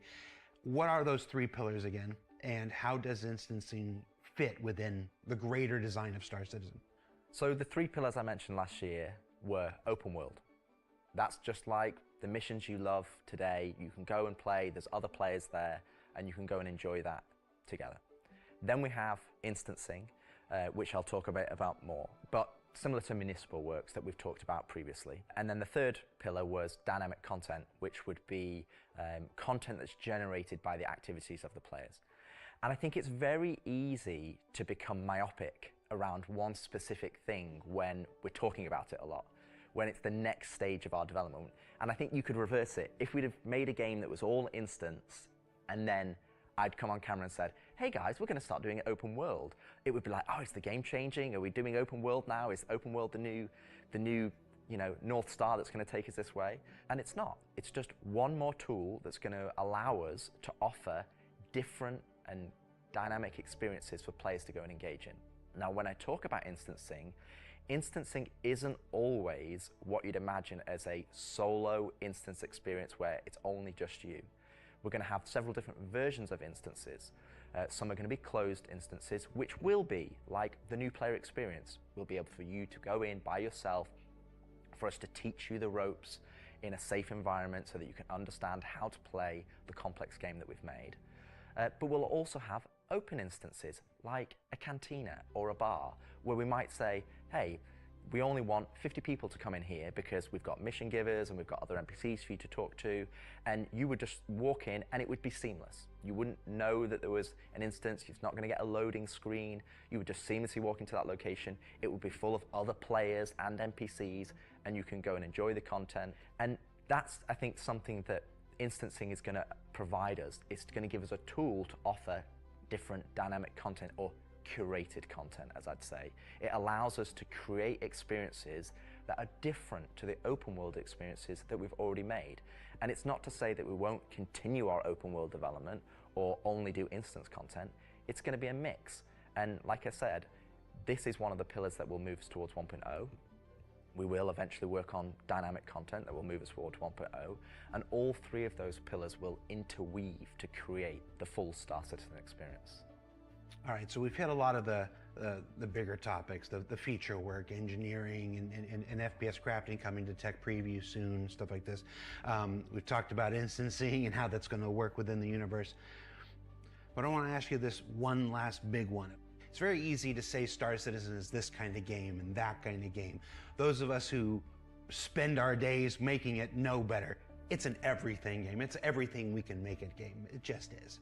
But at the core of this is still spaceships. That life of spaceships. What more can you tell us about spaceship gameplay in the future? What can you give us? What can you tee up for us to look forward to for those of us who are really into Star Citizen for the spaceships? Our intentions going forward are to make sure that every ship or ship archetype that you acquire has a role and has content that you can go and enjoy in the universe. For example, right now I know that we're working on more robust mining missions, more robust salvage missions. We're going to be working on refueling missions. And we want to make sure that each and every one of the ship has a purpose and has a reason to exist in the game. That's from the smallest Argo MPUV, as well as ground vehicles, all the way up to the large capital ships. We want to give them purpose, and I think it's something that we are absolutely aware of. We want to make sure that we're building that spectrum of content to allow players to go and engage in, and I think 2026 is going to be a very good year for Star Citizen, and I think there's going to be something that's very interesting and something that a lot of people have been waiting for, but rather than me spoil it, I'll let Ian and the team go into the details on that. He had a twinkle in his eye. Ian, take it away. Okay, here we go. Let's see what Last this bit. thing will be. The big reveal, whatever it is.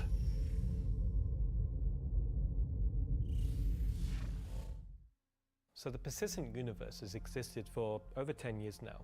During that time, we've created lots of gameplay systems, we've added hundreds of locations, we've added lots of mission activities for different purposes: combat, cargo, mining, salvaging. But for combat ships, the only thing you've been able to do is fight other combat ships. In 2026, this changes. We're going to be delivering a spaceship-focused activity space which incentivizes the use of different gameplay roles. These are going to be scenarios where you're going to have to plan and strategize and create operational tactics to overcome your objective. So what you're going to see is very early. It's early in the pipeline process, and it's going to come online about mid next year. But we're really excited about the content we're creating, so we want to share with you a super early look at what we're building in a space we're calling Tactical Strike Groups.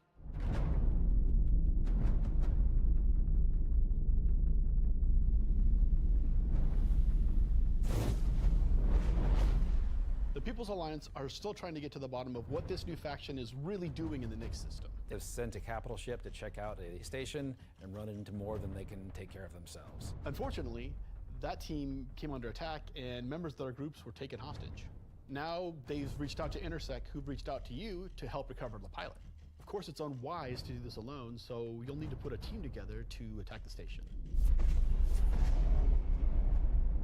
When you arrive, you will have this big asteroid, kind of broken asteroid, and on this you will have this base where you will find three big arms. You will see at the middle, you will have this big energy core. Everything here has a purpose. It's not just for the show, just something nice to see. You'll see a People's Alliance-owned Idris that's just on the outside, and it's going to be getting harassed by this unknown faction that you have met before. So your first objective here is to clear out the ships. There'll be waves of these ships, so this is where you want your light or your medium or your heavy fighters, whichever playstyle you prefer.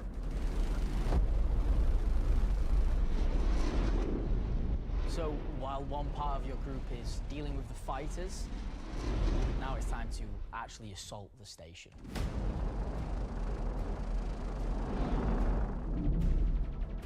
This station has been outfitted to resist all of the obvious way of attacks. Somehow they've incorporated Vanduul capital ship killing turrets. These turrets ignore small fighters, and they have the firepower to destroy even the biggest capital ships. Your Polaris and your Idris, if you get it close, it will get shredded. The idea of these is so we can sort of make it so we can mix up that ship combat, and not everyone can just bring the biggest ship and win just because they have the biggest ship.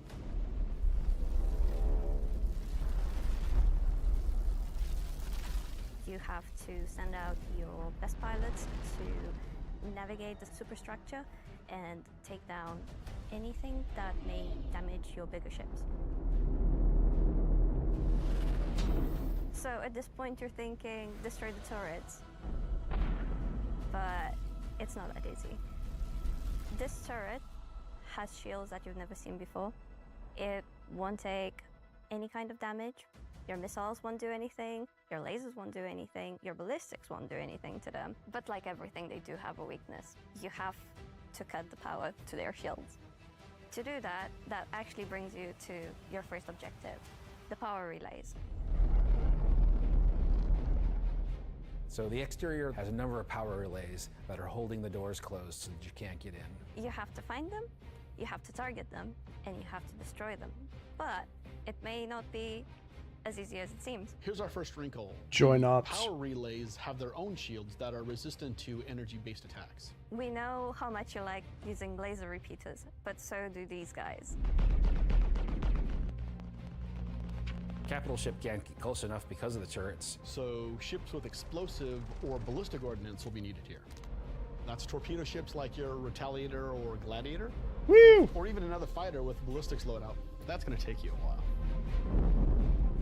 I have a soft spot for the Gladiator. It's one of the first fighters I bought before I knew what it was. Once the power relays have been taken down, the station opens up. And this is where things get really cool. Now it's time for you to fly your ship inside the station. Yeah, you, in your ship, fly into the superstructure of this station. How cool is that? I feel like this is a proud dad moment. I used to bullseye womp rats on I'm that just going to call it distance. what it is. It's a trench run. Yeah.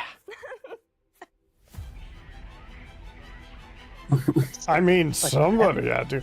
Yeah, Marley is under the desk again, so if the stream So as you enter suddenly the structure, crashes. You'll see cooling units along the sides that you'll need to take out. Nice. There's 3 arms to That's the station cool. that have these trenches. You'll fly into one, and then there'll be a core in the center, and then you'll move out another trench. You're either gonna do it multiple times, or you need to bring friends. At this Golly. point, the core is still protected, so these are essentially strafing. That is some tight flying. I will crew the capital ship or the bombers.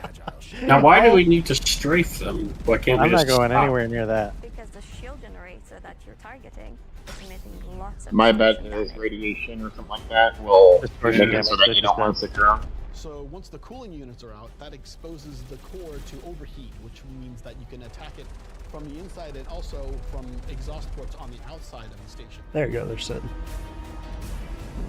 Nice. This core is armored and just takes a whole lot of damage.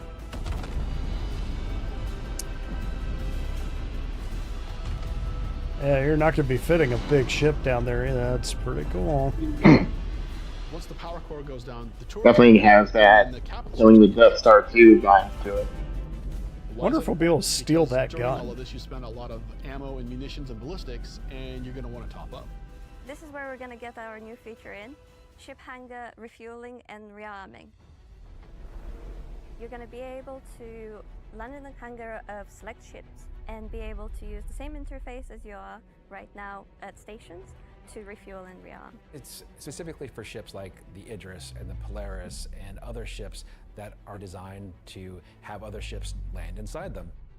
Of course, it'll be more than just those two ships, and you'll find out more once we get closer to release. But this is a really important feature that we're really excited to get out. If you're not bringing your own Idris, the People's Alliance has a Idris there that can provide a safe port in a storm, allow you to set back up and head back out. And it's a good thing that you've rearmed and refueled too, because now another group of ships is coming to attack the People's Alliance Idris.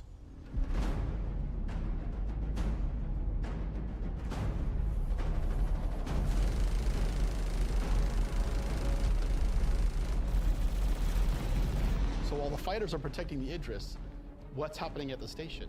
Well, that's where the dropships come in. Now you've got to take a fire team in. You've got to land, you've got to fight through an onslaught of FPS enemies that belong to this unknown faction, and you've got to open a hangar door which will allow you to release captives from the station.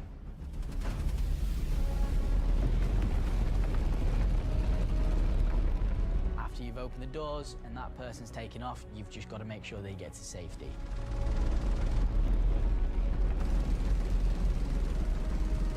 So at this point, all of this sounds pretty simple, but there's an additional complication.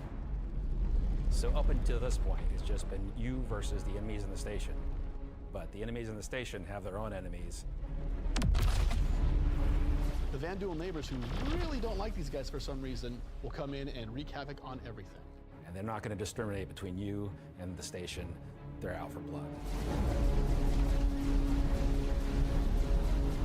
When you alert the Vanduul by destroying the power core that the station's now vulnerable, you're on a time limit. Vanduul are coming, they're going to come hard, they're going to keep coming, you're going to have one hell of a fight.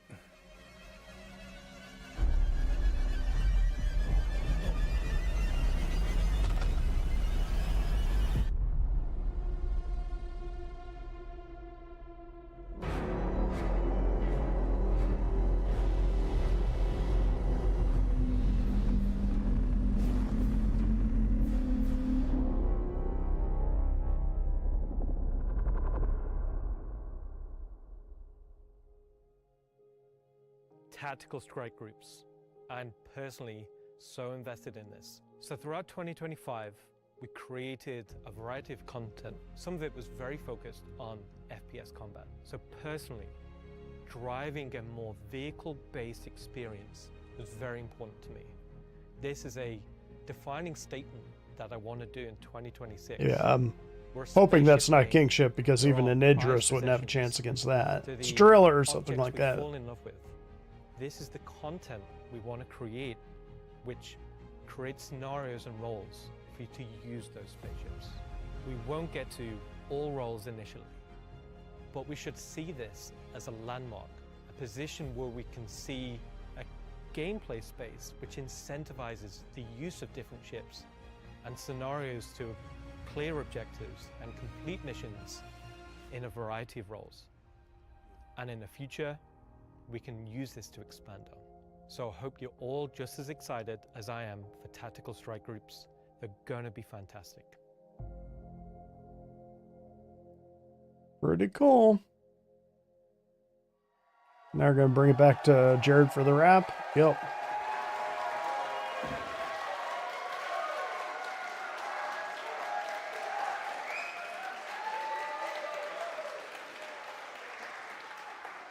Okay.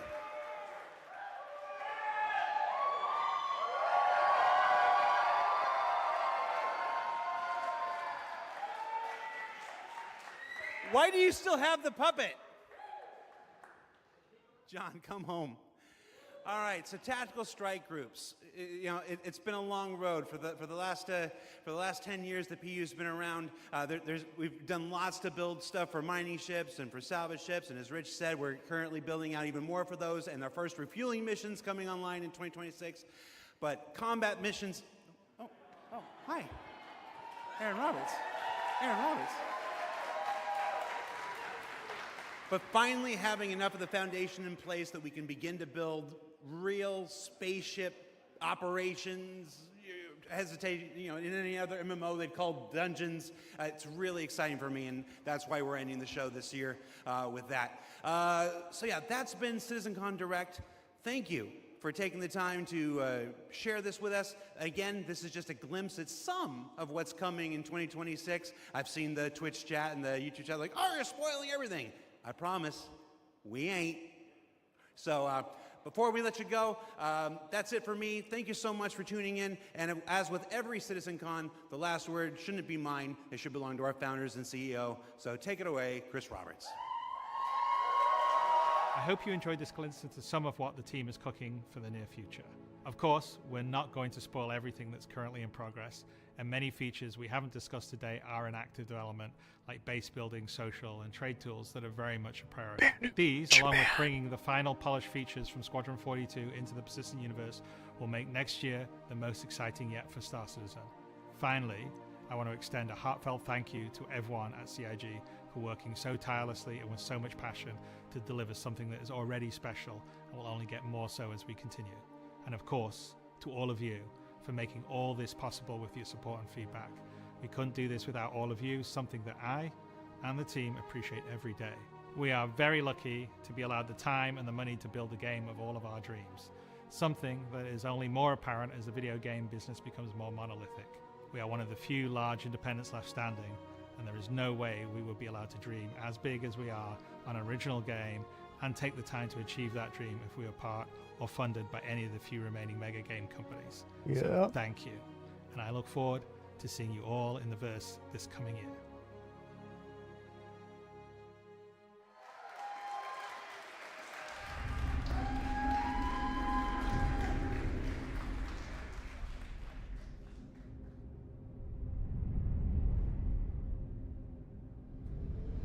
That No should squadron, be anything. it. Yeah, not surprised. Well, I mean, Yeah, Van I mean, Dueler it's coming into the verse, so yeah, that's not a bad thing. Yeah, I'd say my predictions are pretty close. No, my wild speculation was sadly off, but we'll see. We'll see. They did bring in the Kit Bash ship, so yeah, let me pull the Carnies over. I don't think there's going to be anything here. I'll let it run for another couple minutes, then we can start chatting. You guys are live, by the way. They can hear you. Unsupervised? Unsupervised. Hey, we're what, 2 hours into the, or an hour and a half into the second stream, thanks to Marley having his opinion about when the stream should have ended.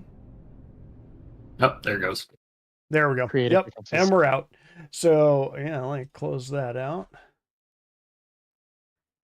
Okay, so we have got a bunch of things to talk about. Let's see, let me just move all of this stuff. Actually, it'd be easier just to move the stream out and this over.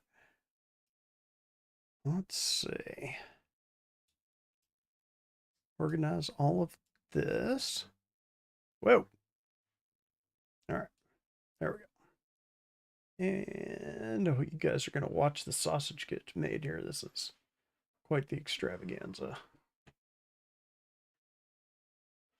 So what did everybody think? Pissed. It was good. No engineering, so we have a very upset Scarlet over here. But Everything they showed was great, but I am upset that there was nothing on engineering. Feels like the feature that is always on the horizon but never gets here. Well, Like and the new, pyro. it's kind of the feature that ties all of crafting and all of that together. So yeah, I was a little surprised that they didn't at least have a toss in on it. Yeah, I don't know if, I mean, I'm sure it wasn't an oversight. I think they just sort of decided that they've talked about engineering enough the last few years. That and maybe because it's going The wrong to decision. tech preview before the end of the year. I don't know. Yeah, that's But then the say that. hope. Yeah, you're right, Scarlett. Some mention of it just because it's so core. It's such an important feature for them to roll out. Yeah, they do kind of need to. Yeah, I don't know. Maybe it'll be an Inside Star Citizen or Star Citizen Live in the next couple weeks, but it would be nice to hear about it. Well, let's no base building coverage. Yeah, that was interesting. No engineering, no base building. I guess they figured they covered that last year, so they didn't need to cover it this year, but yeah, we'll see on that one. That was an interesting call. I mean, I think it's implied that they're going to keep working on it. All right, let's get into the big ticket items here. Of course, the ship sales. So the Anvil Paladin, of course, is built on the Valkyrie chassis. We've known about this one for a year now. I think they sold it last year. It's one of the last one of the last concept sales they did, right?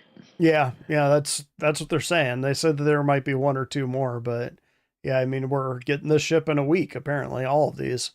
I like the addition of the armored cowl that comes down over the cockpit. That's kind of a neat idea. Again, it originally sold on concept for $260. Now it is what, $350 old money if you're using credit, $350, $325 if you're buying it fresh. Let's see. One size 5 remote quad turrets. So again, it can fit size 5 guns up there. Size 4 remote turrets. So those are size 4s. If you are just flying the ship solo, which you shouldn't do, just you'll get to use the side sponsons, but they won't have as big a range, and you won't be able to use the gigantic one up top. So it'd be kind of like flying a Hurricane solo, I guess. Only upsized guns. Yeah, looks pretty good. I don't know if you guys checked out the colors on it. You've got this standard, which is the usual Aegis, or I guess this is Anvil, like green and sort of, what is that? Almost a beige and gray and black. And then they've got Galahad, which is like white, gray, and black. Downstream, which is almost a gunmetal gray and black. Pretty good. And then red and black, which are Carny colors. Solaris, which is just kind of gross looking, but you know, I don't hate it. I'm Yellow, curious of green, what and gray. the one color that they didn't show there is the one that they did for the concept sales. They're not showing the Solaris or something like that. Yeah, I think it's going to be like the Mole Carbon, that if you bought it at concept, you're going to get a skin that no one else is ever going to have. But these other ones are probably the ones that are going to be around for a while. But anyway, yeah, you can buy a 4-pack, which, yeah, does not look like it comes with that original Solaris. You can CCU to it, of course. If you're CCUing, it's going to be $350 value, which, let's see what ships are within jumping range of that. Let's just go all ships. I'm guessing probably the Connie Andromeda will be the closest one. That's right now available. Right now, you can do a CCU chain from the new Van Duel ship to the Paladin. It's what, $10, $10, $15? Looks like it would be 35. But still, yeah, that's a short jump. Connie Aquila would probably be, or Aquila, whatever they call it. That guy is probably the one that's always going to be available. But all of those are 315. So I think it's, yeah, Info Runners always kind of talk that they build out that platform. The only one that's kind of the odd bird out is the Starfarer, that's 300. Everything else is 315. It is weird that the Starfarer is $15 less than the Aquila. Anyway, Paladin, pretty cool. The Stinger, this is their new Sexy Beast came in way cheaper than I was expecting, so that is kind of a nice surprise. I was expecting this thing to just be ridiculously expensive, but it does look like it doesn't have an interior. And it doesn't have the turret, which the real version does. The real version looks like a size 2 or probably a size 3 turret on top. But this one is a solo ship. It's big, but yeah, not nearly. I mean, it's a digital asset for what, $350 or something ridiculous like that. I guess I shouldn't say it's cheap. $315. Yeah. Cool skins for it. Death Stalker paint is sort of the one that it comes with on the for Concierge Warbond, and then you get the other paints too. Kind of got a silvery one. Let's see, they have a picture up here. Yeah, Death Stalker almost has like Hurston colors. It's black and gold. Factory standard again is kind of like almost like a brass and black. Yeah, Vandal ships are very cool looking. Meridian is like a bright silver. Let's call it mithril. Black Widow is black and red. That's pretty cool. Mamba is black and dark gray, and Pit Viper is greenish and dark green, and again, Deathstalker is the sort of Hurston colors. I think the Hurstons made the Vandal. Anyway, $315, cheaper than I thought. Of course, get all the paints for $32. Let's see what the CCU upgrade chain is. I mean, this one, it would probably be the Starfarer to the Stinger would be the shortest jump, because you can't CCU from the same level. So all of those ships that we were talking about for the oh, weird, they don't actually have the Starfarer in that mix. Oh, it's weird. So it's gonna be the 275 level. So like the Blade, be an easy jump from the Blade. $35. Meteor would be a hair more. Not bad. Then they got the Q&A on them, which the Q&As are kind of a joke these days. They don't really ask super good questions. Noticeable change from the Paladin from the concept was it now has a 4 SCU cargo grid, which is kind of cool. How does it differ from existing gunships? I mean, the only gunships in the game are the Hammerhead and the Redeemer. But they're going to make the Redeemer more maneuverable with smaller turrets. Paladin intended to shine in coordinated group play or can't be effective in small crews. Of course, they're going to say both. They say solo player, but again, if you're a solo player, don't take the Paladin out.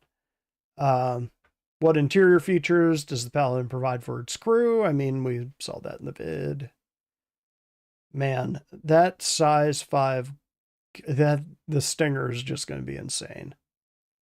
That thing is going to do, you're going to see a lot of Stingers out in the verse, I'm guessing, with pirate groups. Guessing it's not going to be super maneuverable. Here we go. How does the Stinger compare in handling and firepower to human-designed heavy fighters such as the Ares, F-8C, or Guardian? Due to the sheer size and firepower of the Stinger, its handling feels much heavier than human-designed heavy fighters at this time. As such, it's suited to taking on other heavy fighters and larger targets. So yeah, this thing is, I would say, more in the role of the Ares, both the Inferno and the Ion.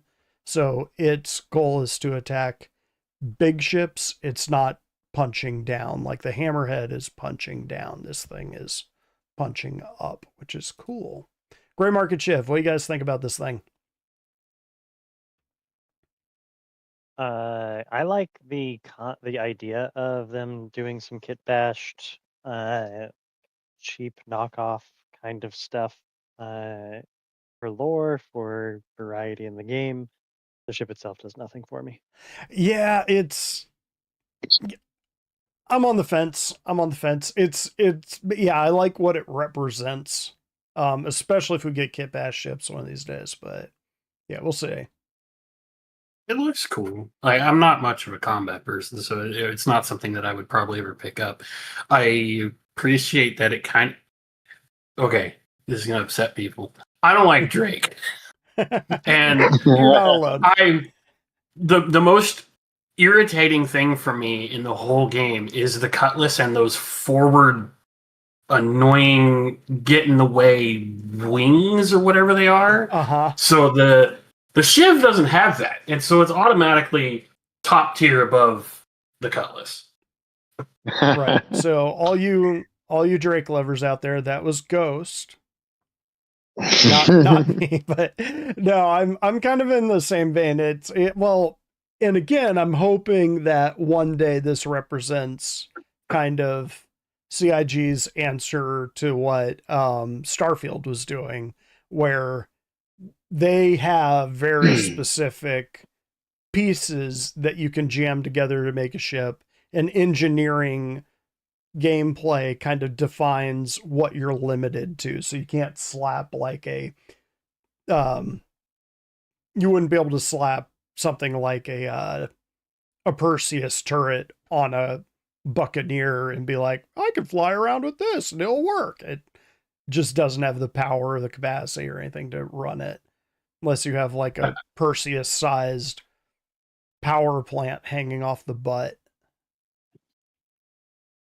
I do like what this sort of could bring to the game, which is, they don't have to fill out brand new ships with brand new art and brand new everything. Right. They can use existing models and just kind of throw stuff together. And if it works, cool. If it doesn't, well, you didn't waste too much time. And somebody will love it. Well, and that's a great point too, is that, yeah, this does kind of represent something that they could do for backwater systems like Nyx, is have these older ships that are just kind of held together with baling wire and duct tape, where somebody said, I don't have a Cutlass engine around, so I'm going to slap Valkyrie engines on it because there's one laying over there. So yeah, it's kind of, I like what it represents, but yeah, I'm kind of with you that I've never been a massive fan of Drake. I love the Corsair and the Herald. Those two are cool. Corsair does look good. But yeah, beyond that, I'm kind of like, eh. I mean, the Shiv makes the Cutlass look like a Orson ship. Or Origin ship. Crusader. One thought I just had, if they don't let you do your own kit bashing or something, obviously the Shiv is a pseudo like large scale manufactured chip, because you're going to see a number of them in the verse. But it would be kind of cool for them to make just a handful of unique ships, which are just kit bashes. And like, if you find one and you get it to your hangar, then you can keep it, but you can't buy it anywhere. Well, that's a good point too. Another thing that they could eventually move is like the engines are randomized between like a Buccaneer or a Valkyrie or something like that, and the turret on top is kind of randomized, so the weapons would be the same but the appearance would be different, or it has a different cockpit jammed on the front, so you never quite know exactly what you're gonna get. The functionality would be the same, but the overall difference would be different, or the appearance would be different. I think it'd be even interesting to have different functionality in this case, but like have unique ships in the way that you have, unique magical weapons or something in another game. Where that's a good point. Someone has put together this very specific chimera of a ship, and if you can lay claim to it, then you have something special. Obviously, probably not one in the entire universe. That's a little bit difficult to pull off effectively and make it worth the effort, but really low count, like low probability to show up.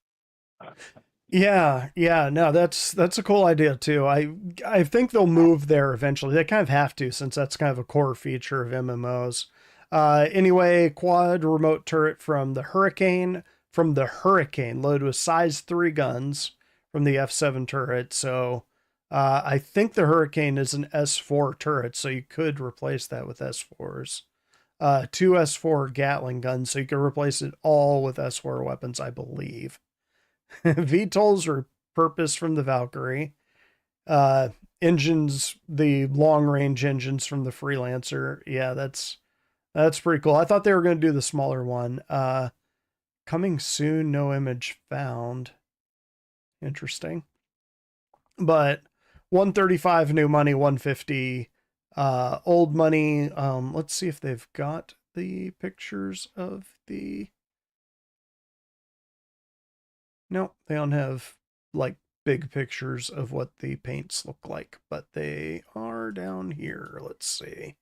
So we've got what? We got kind of a black with green highlights. We've got, it looks like, yeah. They've got this one, which looks like it's been, like custom painted, almost like graffiti. That's actually cooler than I thought. The Blue Blossom. And what have we got here? This looks like it's the most kind of get bashed, rusted colors. Just, oh, it's got a big skull on it. Okay, so yeah, that's pretty cool. So that is the Shiv. Let's see, I think this is just the, do they put anything new on the comlink page? No, it's just that. And then merchandise, we had the 3 metal posters. That's what it was. So it's 3 metal posters for $85, which is still a little... Okay. It's a little, yeah, it's not bad. It's high quality art. It looks pretty cool. Let's see. And then the other things was the Wicklow shirt for $35, and then the Levski desk mat for $25. I actually do need a new desk mat, so that might get in there. One thing I wanted to talk about, the map. So they mentioned, which I'm not sure if this was a mistake or not, that, let's see if I can zoom out a hair on this map, that they had a Stanton to Nyx jump point. Whereas if you look at the original map, you have Stanton and Magnus and Ellis and all of that, but Stanton to Pyro and then Pyro to Nyx, or Pyro to Castra and Castra and Nyx have a mix. So you have kind of a triangle between Nyx, Castra, and Pyro, but Stanton and Terra weren't connected to that. They were connected to Pyro. So interesting that they're putting in a direct link. Do you guys think that that'll actually be something they'll keep or not? And Zach in chat says it looks like a butterfly. I assume he's talking about the blossom paint on the Shiv, which, yeah, it's a good point. But yeah, what do you think? Stanton to Nyx, you think that'll be permanent, or you think that's just going to be while they flesh this out? I think it's going to be a temporary one. Yeah, I thought they said it was temporary until Castra comes online. Might be cool if they actually just maybe I made that up. Yeah, well, that might have been when Marley shut my computer down. But I don't remember them saying that, but maybe. Yeah. Yeah. Well, it'll be real interesting because right next to Nyx is Odin, which we're getting for Squadron 42. So they'll be able to drop that in pretty quickly and get like a 6th system for free. I wouldn't be surprised if we got Odin before we got Terra. But yeah, that'll be interesting. I wonder how if they'll have like a wormhole collapse, like work it into the story somehow that, oh, hey, there's a new wormhole from Nyx to Stanton. And then just sort of have it collapse a little while later, or have it that you could use like a character or something to sniff out little tendrils of it at a later date. Like once it closes, once the main one closes. I'm not sure why they're adding it to begin with, unless they're just trying to lessen a bottleneck trying to flood into Nyx at the initial release. But what will be interesting and what will kind of confirm some people's suspicion on if this will be deleted or not is if that station is just a copy of another station. If it's its own dedicated station, it's staying. Yeah. Yeah, good point. Yeah, I could see that. My guess, based on the all the rhetoric and stuff around when Pyro dropped, is that they didn't want Nyx to feel like it was shut off to anyone who didn't want to go to Pyro. That is Yeah. kind of the sense that I would get, that right now they're just trying to set up a triangle. And once Castra and Terror in, you don't need it anymore, because people that don't want to engage with Pyro can go to Terra. Actually, no, Terra does not have a link directly to Castra. Everything goes through Pyro. Interesting. It does kind of, so I don't know how many of you played the original Privateer, but that was one of those that your first ship did not have a jump drive, so you couldn't leave the system. So you kind of had to learn how to play the game well enough to buy the jump drive to leave the system and actually move into the wider game. So it's kind of like a built-in tutorial. But I wonder if it's kind of like that, you know, Pyro is kind of the, are you sure you're ready for this? Let's see. And one day, right now it isn't. But yeah, I could understand, kind of like you were saying, Scarlett, I could see him doing a little bit of we're not ready for hard mode yet. Let's just have it that people can do Stanton, Nyx, and Pyro in whatever order they want to. And then as the verse grows, get around it. And as the tools grow, like right now, it's there's not a great system for hiring an escort or something like that, right? Which would be Right. something you would do if you were trying to get from Terra to Stanton and you had to go through Pyro. Terra to Stanton is a straight shot. It would be like Terra Or, to sorry, Castra. Yeah. Yeah, Terra to Castra. Terra to Castra would be a rough one until they get Hadron and Oya in. But you can do Nyx to Castra. That's a straight shot. But yeah, Pyro's just kind of the spider at the middle of that web. That'll be interesting. So yeah, how many people got a Vandal Stinger? Not I, said the fly. No takers yet. That's interesting. I Yeah. got one. I upgraded the Prowler. Oh, that's an interesting switch. So what made you do that? Just like the solo Well, fight?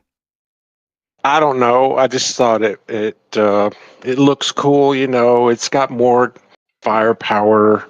I mean, the Prowler can carry 32 SCU of cargo, and it is capable. Utility can. The utility can. The other one's just a drop ship. But yeah. The utility. That's what I had, and you know, it is a capable ship as far as like fighting. I killed a I don't know, whatever the new hotness was that had come out. I think it was the one that was based on the Mantis that has the guns. Oh yeah, the yeah. Yeah, well, Meteor. Yeah. Yeah, I killed one of those with the Prowler. Damn. Was it a Prowler or it might have been, yeah, I think it was the Prowler. Because I was going to go to one of the Hawthor sites, the ones that are above, you know, with the laser. Yeah. Yeah. And there was a couple of meteors there, and I was able to kill one of them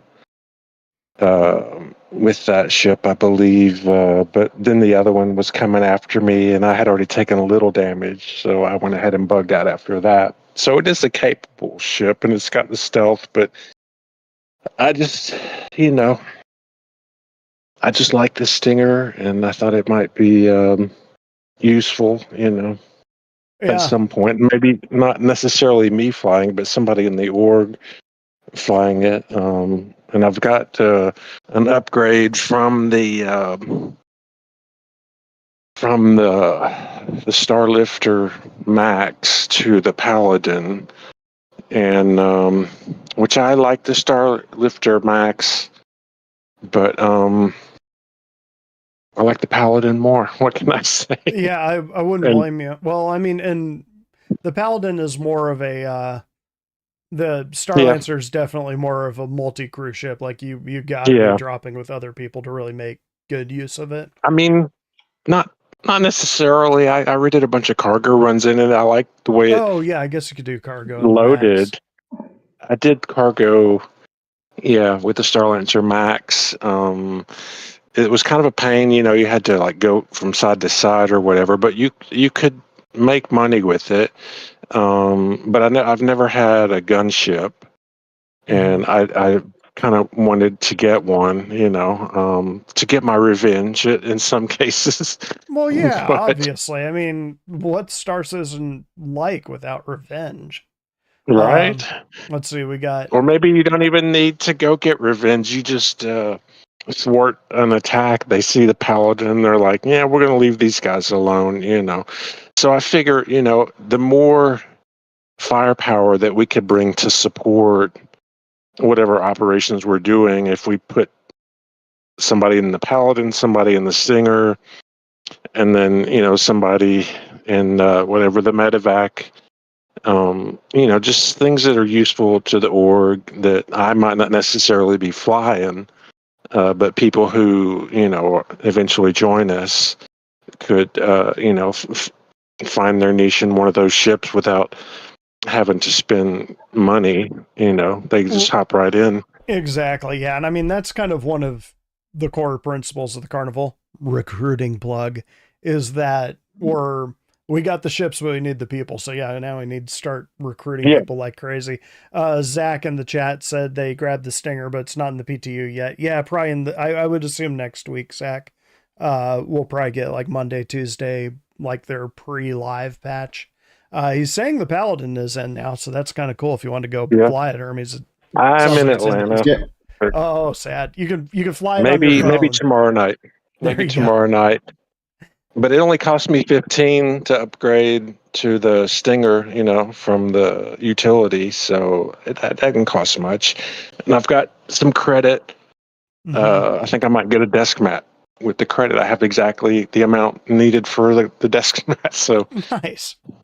Yeah, I've got you know, one of the shows I'm going to be doing, or one of the vids I'm going to be doing a little bit here with Sinister, who I think had to log off, but is still hovering down there like a creeper.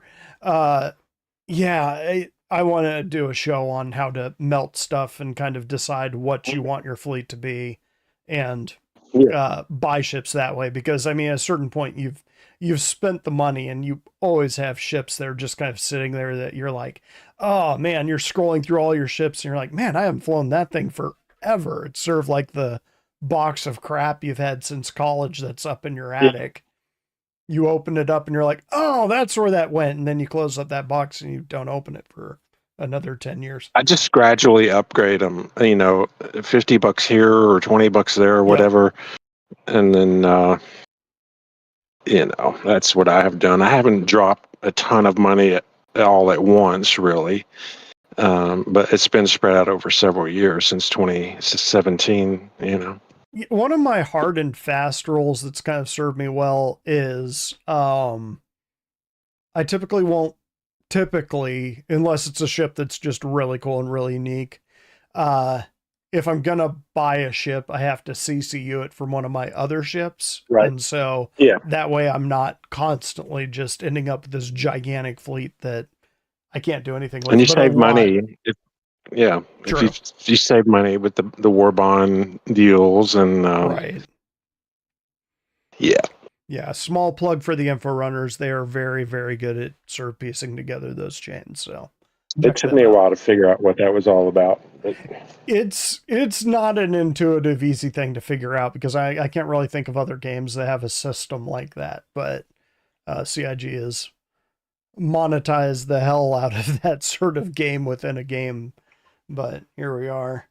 You could save a lot of money if you do it that way, though. True. Yeah. You really can. Yeah. Yeah. No, it's neat. It's going to be a interesting year. I'm glad we're getting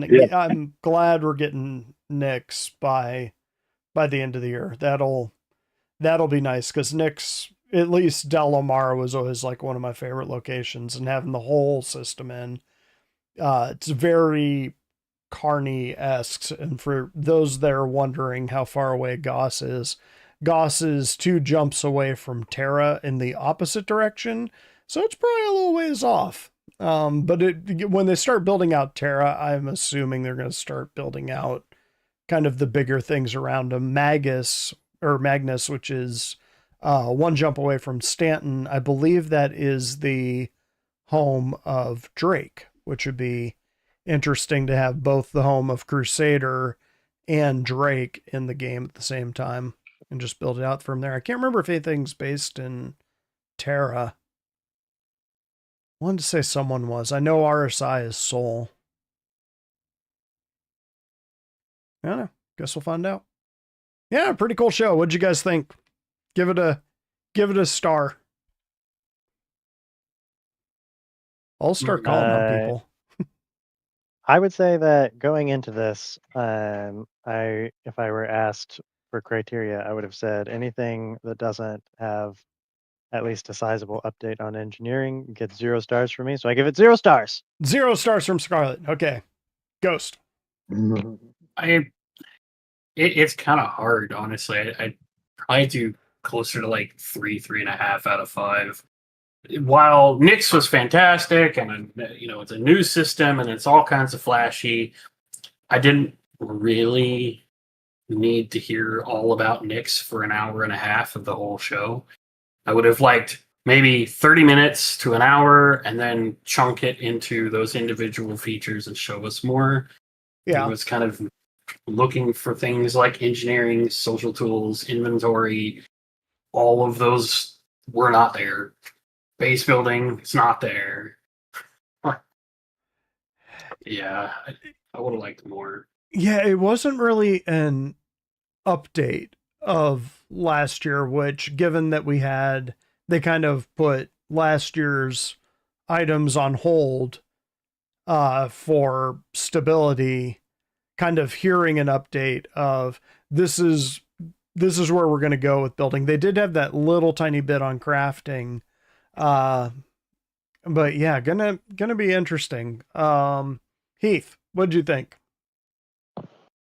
Overall, I mean, out of 5 stars, probably 3.5. Yeah, it sounds like about the average. The this year's CitCon contract was more talking about what's going to be in the immediate future, and not like last year. It was like, here's all this stuff that we want to shove into the game, and it's going to come in soon. Trademark. It's like there was no. It was a bigger vision of here's the far vision of where the game is going. This year, it was much more tame and much more.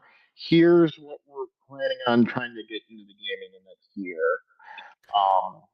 The big thing being Nyx, and they're very happy to get a second or a third system into the game.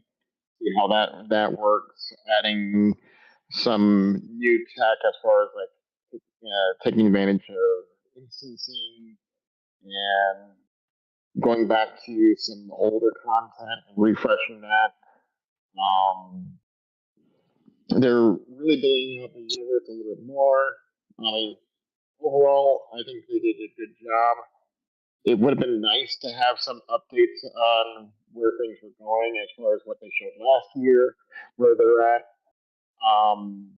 It was a little bit surprising that they didn't have like the silhouette ships of. Yeah, that was. Yeah, I'm glad you brought that up. That's a really good point, because that's kind of been like one of their big, cool little sort of speculative feature things they've done for at least the last 4 years. So yeah, kind of surprising.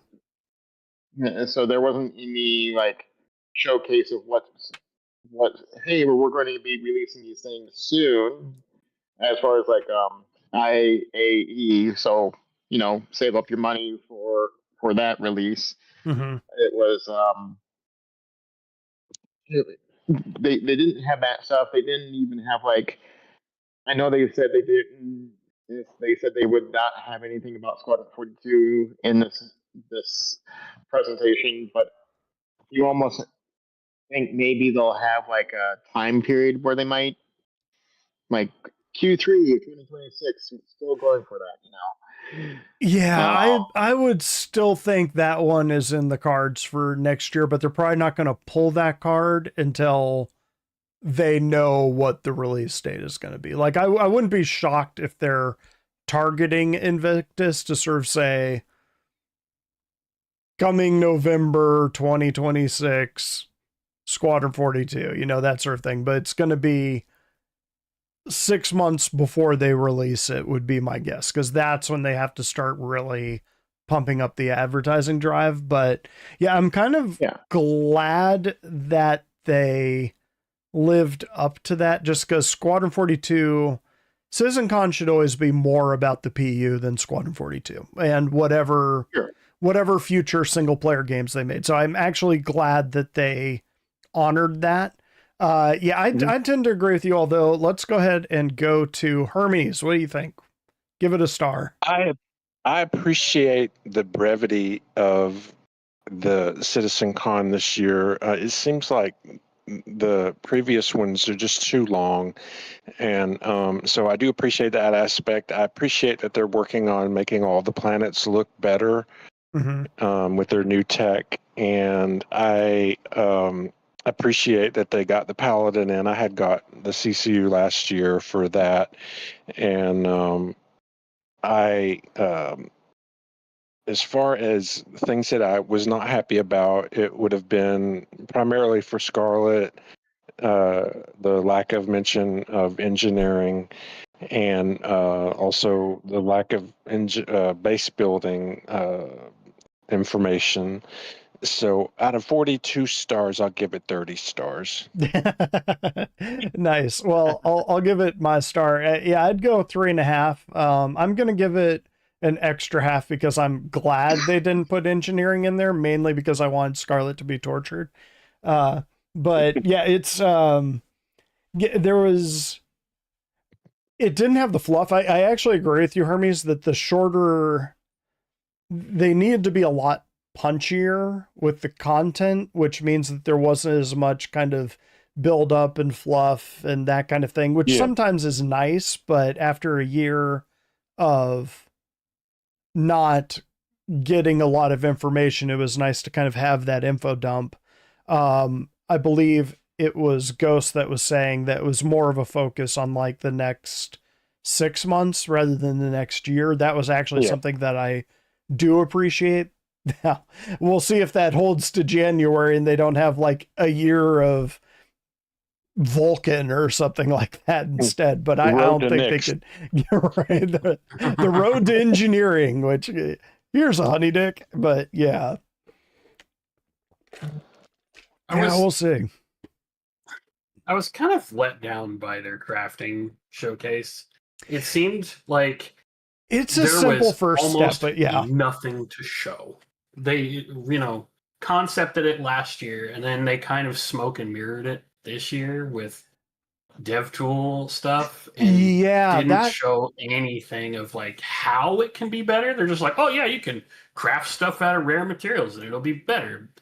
Believe us. Which they told us last year. But yeah, I was anyone else surprised by that, because when they called up the interface and they were literally plugging in code, I was like, that looks like it's a ways off.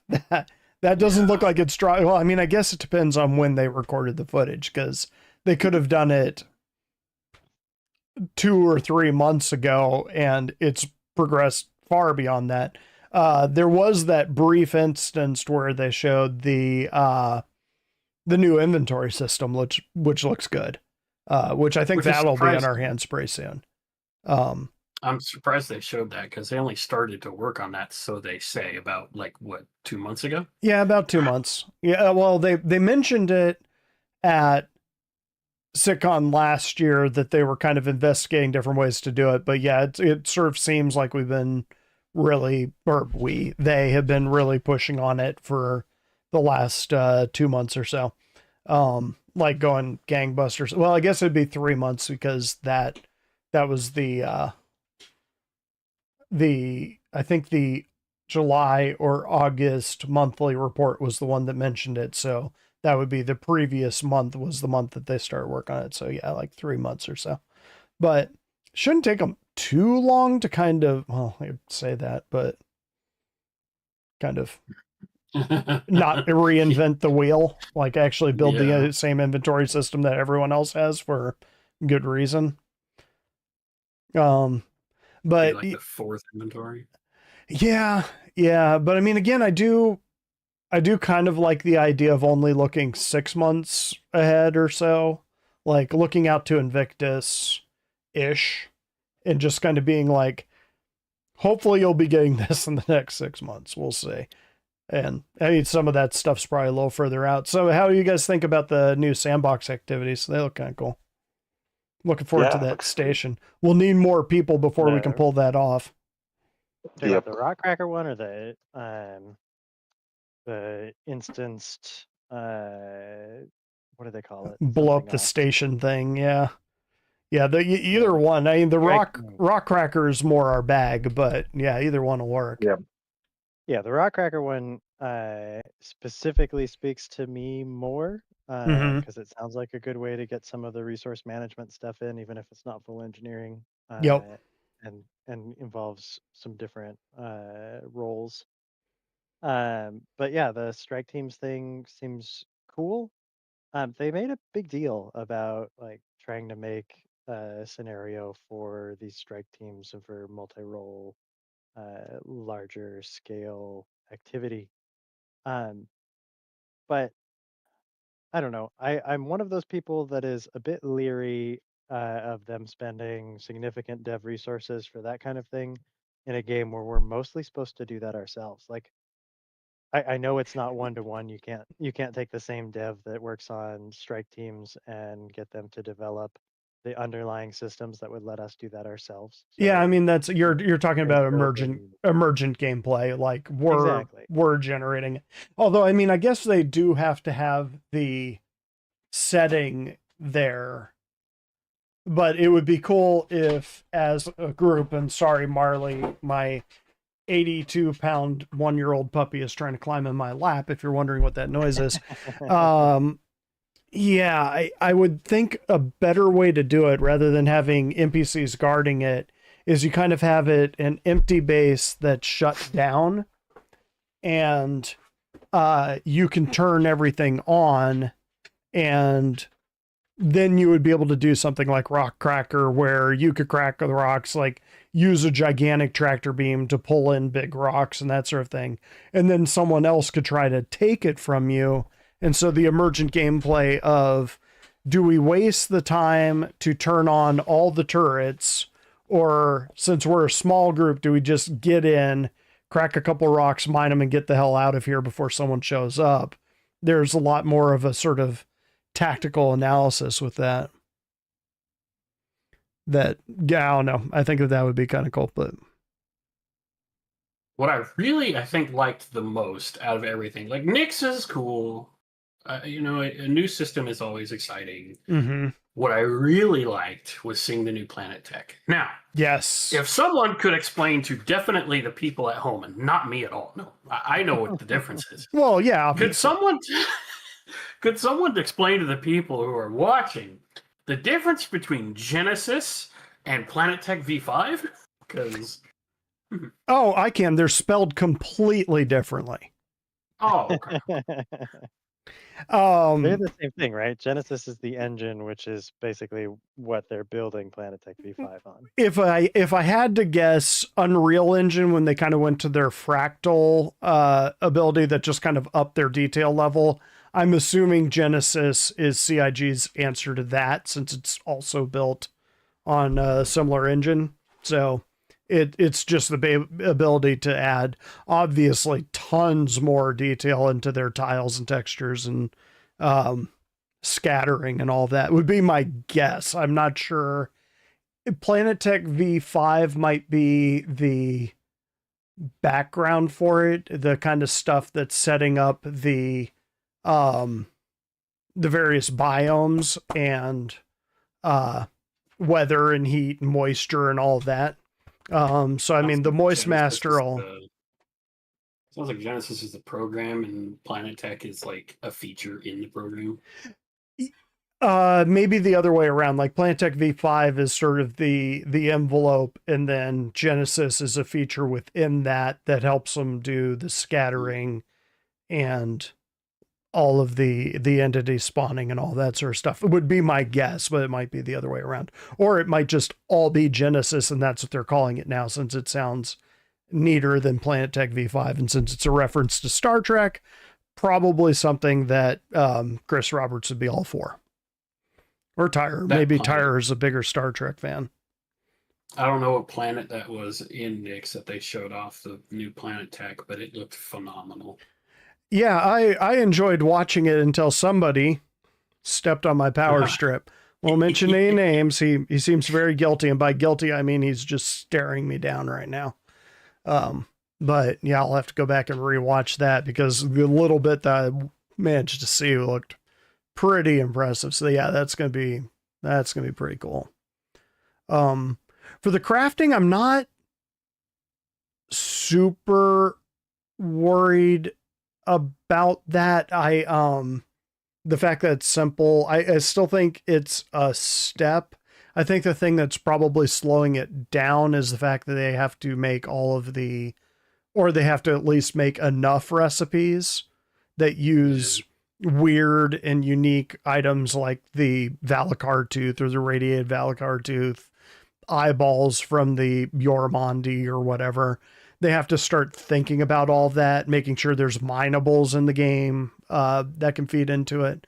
And then they'll probably start filling out the recipes. And then at that point, they'll start really cranking up crafting. But it's kind of a shame that Knight isn't here, because I could have him describe what a whole whale problem is, that they're kind of creating that with engineering and crafting and base building, because they kind of have to implement everything at once. Like it has to be kind of a finished product when they drop it in. They can't just kind of like, now you can make this one little thing. Now you can make this one little thing. Now you could build a whole base. I mean, they could, but the whole structure has to already be there.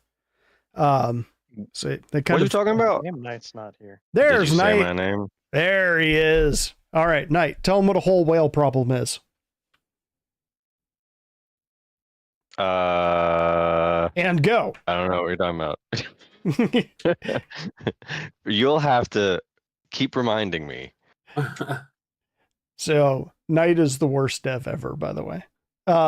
It is, yeah, I was saying that base building, engineering, and crafting are kind of a whole whale problem in the sense that they have to have nearly all of it working at once. And maybe I screwed up the term, but they almost have to have everything working at once before they can have any of it working. Like they can't implement it into the game until all the individual pieces are starting to function and work together, which might be why it's had such a long delay. And they're trying to reinvent the wheel. I really do hope that with the first iteration of crafting we get, because I said it was just going to be armor and weapons. Mm-hmm. I hope that the tier system of quality of whatever item you're making is significant. Yeah. I really don't want... I'll just take a gun. Let's say I really don't want a 5 out of 5 tier, I don't know, P4 to do 6% more damage than the base model. Yeah, it needs to do 35 to 50% more damage. It needs to be one of those things where you get hit by, totally agree, Ghost. That it needs to be one of those things where something like that comes in, like tier 5 armor is somebody sitting there with a tier 1 gun shooting you at point blank and you're chuckling at them and telling them how much it tickles, that kind of thing. That it needs to kind of be that level of power. And I know that that's one of those things that people say that'll make the game inaccessible or unbalanced or stuff, but that's kind of the point, is that people play your game for a long time, especially if it has an element like crafting, and they get those advantages. It means that people have that incentive to play your game more. So even from a fiscal standpoint, it's a good idea. But yeah, totally agree with you, Gus, that crafting should give you significant jumps and not just little bumps here and there. I would really like to see more on their plans for how we're going to obtain these recipes. I'm sure there's going to be some just basic recipes in shops, but they were going to have them in like rewards and stuff that you would get from the pledge store because you were supposed to be able to craft the items you bought with real money. I would really like to see those guild rewards. I really just want rewards in the game. And that's what they were saying. I think they did mention that during that point, is that you would have to go and run a bunch of different missions to get different recipes. So we might actually have a crafter in our group that is sort of like, I kind of think how hacker will be like a mini loop, that you'll have someone in your group that is a hacker that might be all they focus on, that they can crack their way into any ship because they are that good at that loop. I have a feeling that crafting and building up those recipes will be another one of those mini loops. Like you'll have somebody that we're going out with Eternity and whomever and just totally loot goblining, throwing all these things in our pack, but they are specifically looking just for that one recipe that is only available on this one mission. And we're kind of supporting them so that they can get it and have it in their library. But yeah, it'll be interesting. I'm curious how they're going to pull it off. So we'll see, because it's really hard to have a system like that and have it balanced in a MMO, but it's been done many times before by other MMOs. So they just need to not reinvent the wheel, which is asking a lot of CIG.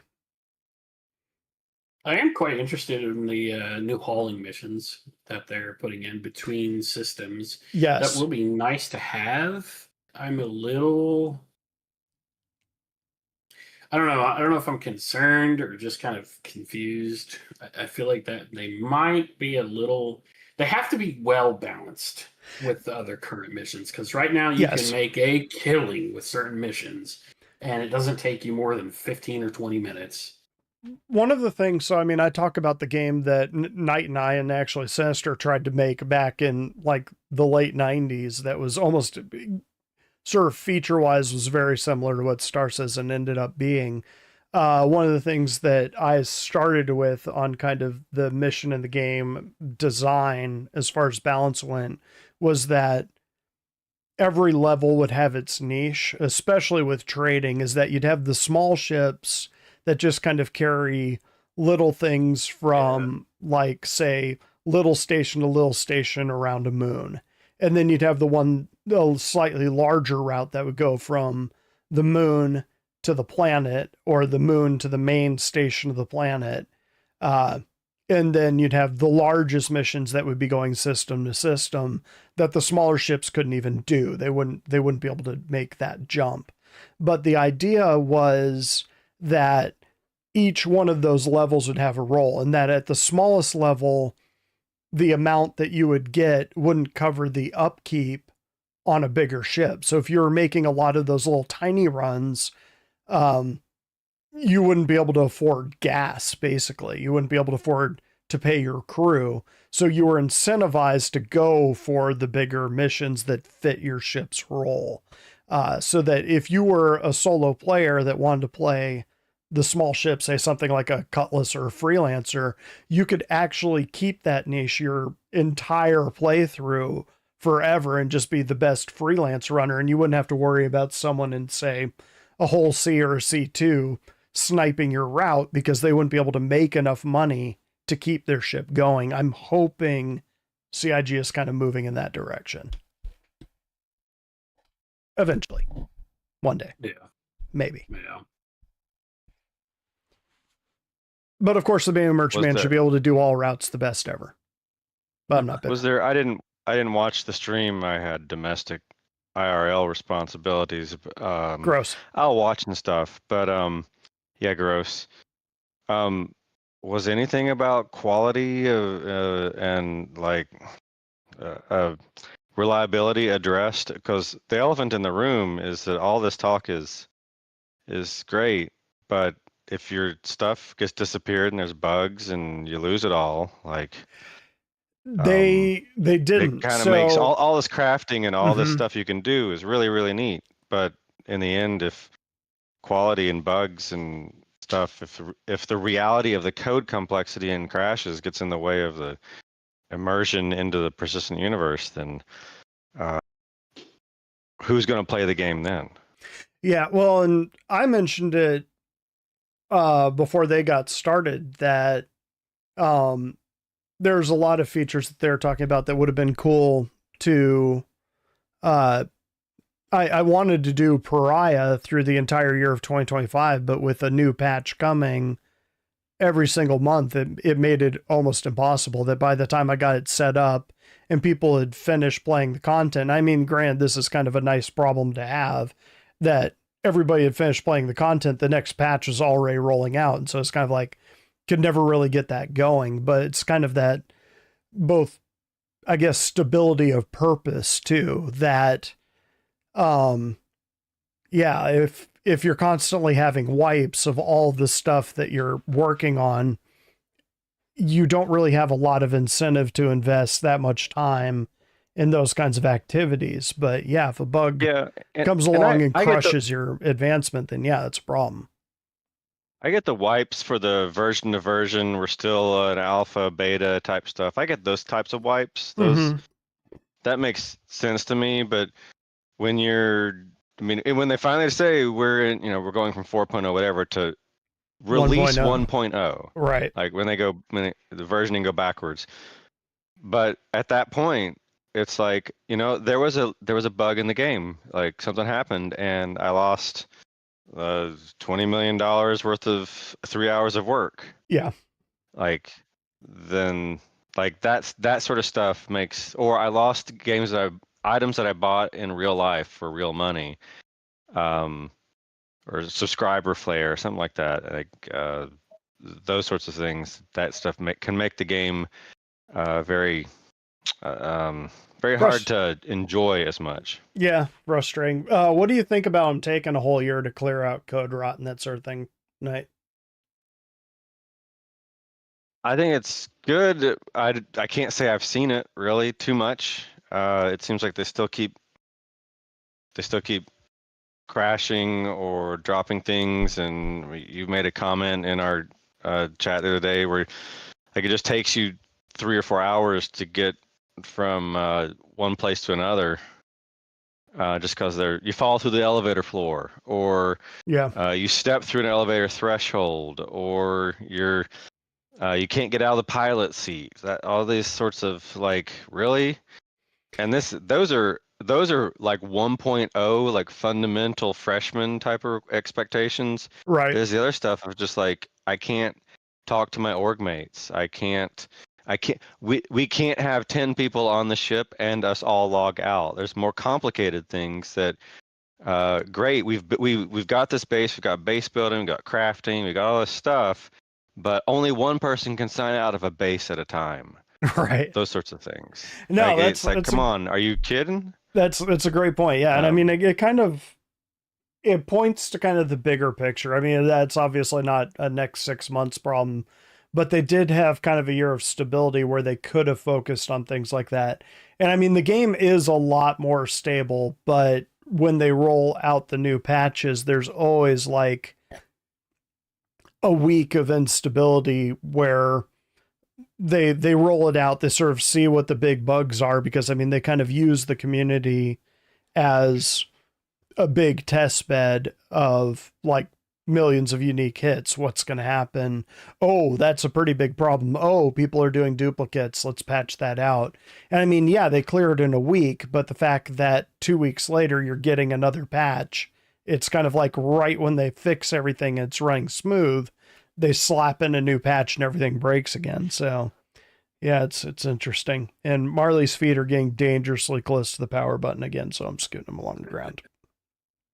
I would like to see them add the ability to sell like RMC that we had, like when we did our last free fly, not the one you guys did yesterday, but the one before where we were in a party, and normally I would have been able to sell that, but because I tried to sell it after the party had been disbanded, I was not able to sell it, and I finally took it to Brios. I took 5 of the SCU there, and of course they weren't buying at the time, so probably 28 SCU boxes, whatever that's worth, close to, I don't know. Something I'm though, not sure. yeah, not A lot. nothing, but yeah, the whole 'Cause then you feel social. like people think, well, did he just sell that and keep the money? N- But Well, we I made were it clear, like, hey, it's still there if Wolf Daddy wants to get on there and sell it, because I no guess it would to be his. to let you know, Hermes, we were all talking about that in the secret chat that you're not invited to. Okay, ban. But yeah, no, it's. I mean, at this point, on one hand, I totally get the frustration that Knight's talking about. That you go, you do something, you kind of want that reward, you want that little endorphin hit. But yeah, by the same token, I still have to take that sort of deep breath and be like, it's an Oh yeah, alpha, I've which lost is tens of millions. and just sort of be like, I'm gonna go do something. I'm gonna beat my dog. That's not true. Jeez. I'd never beat him. I But fell down the stairs out of the outpost, so now I've lost 20 million. got a tier 1 injury on my legs. Yeah, that kind of thing. Yeah, it has gotten better. It has gotten better, but it is one of those things that kind of seemed like it was a year that they kind of could have shoved It in is a lot some of better. those Yeah. features, like social lot better. features. But yeah.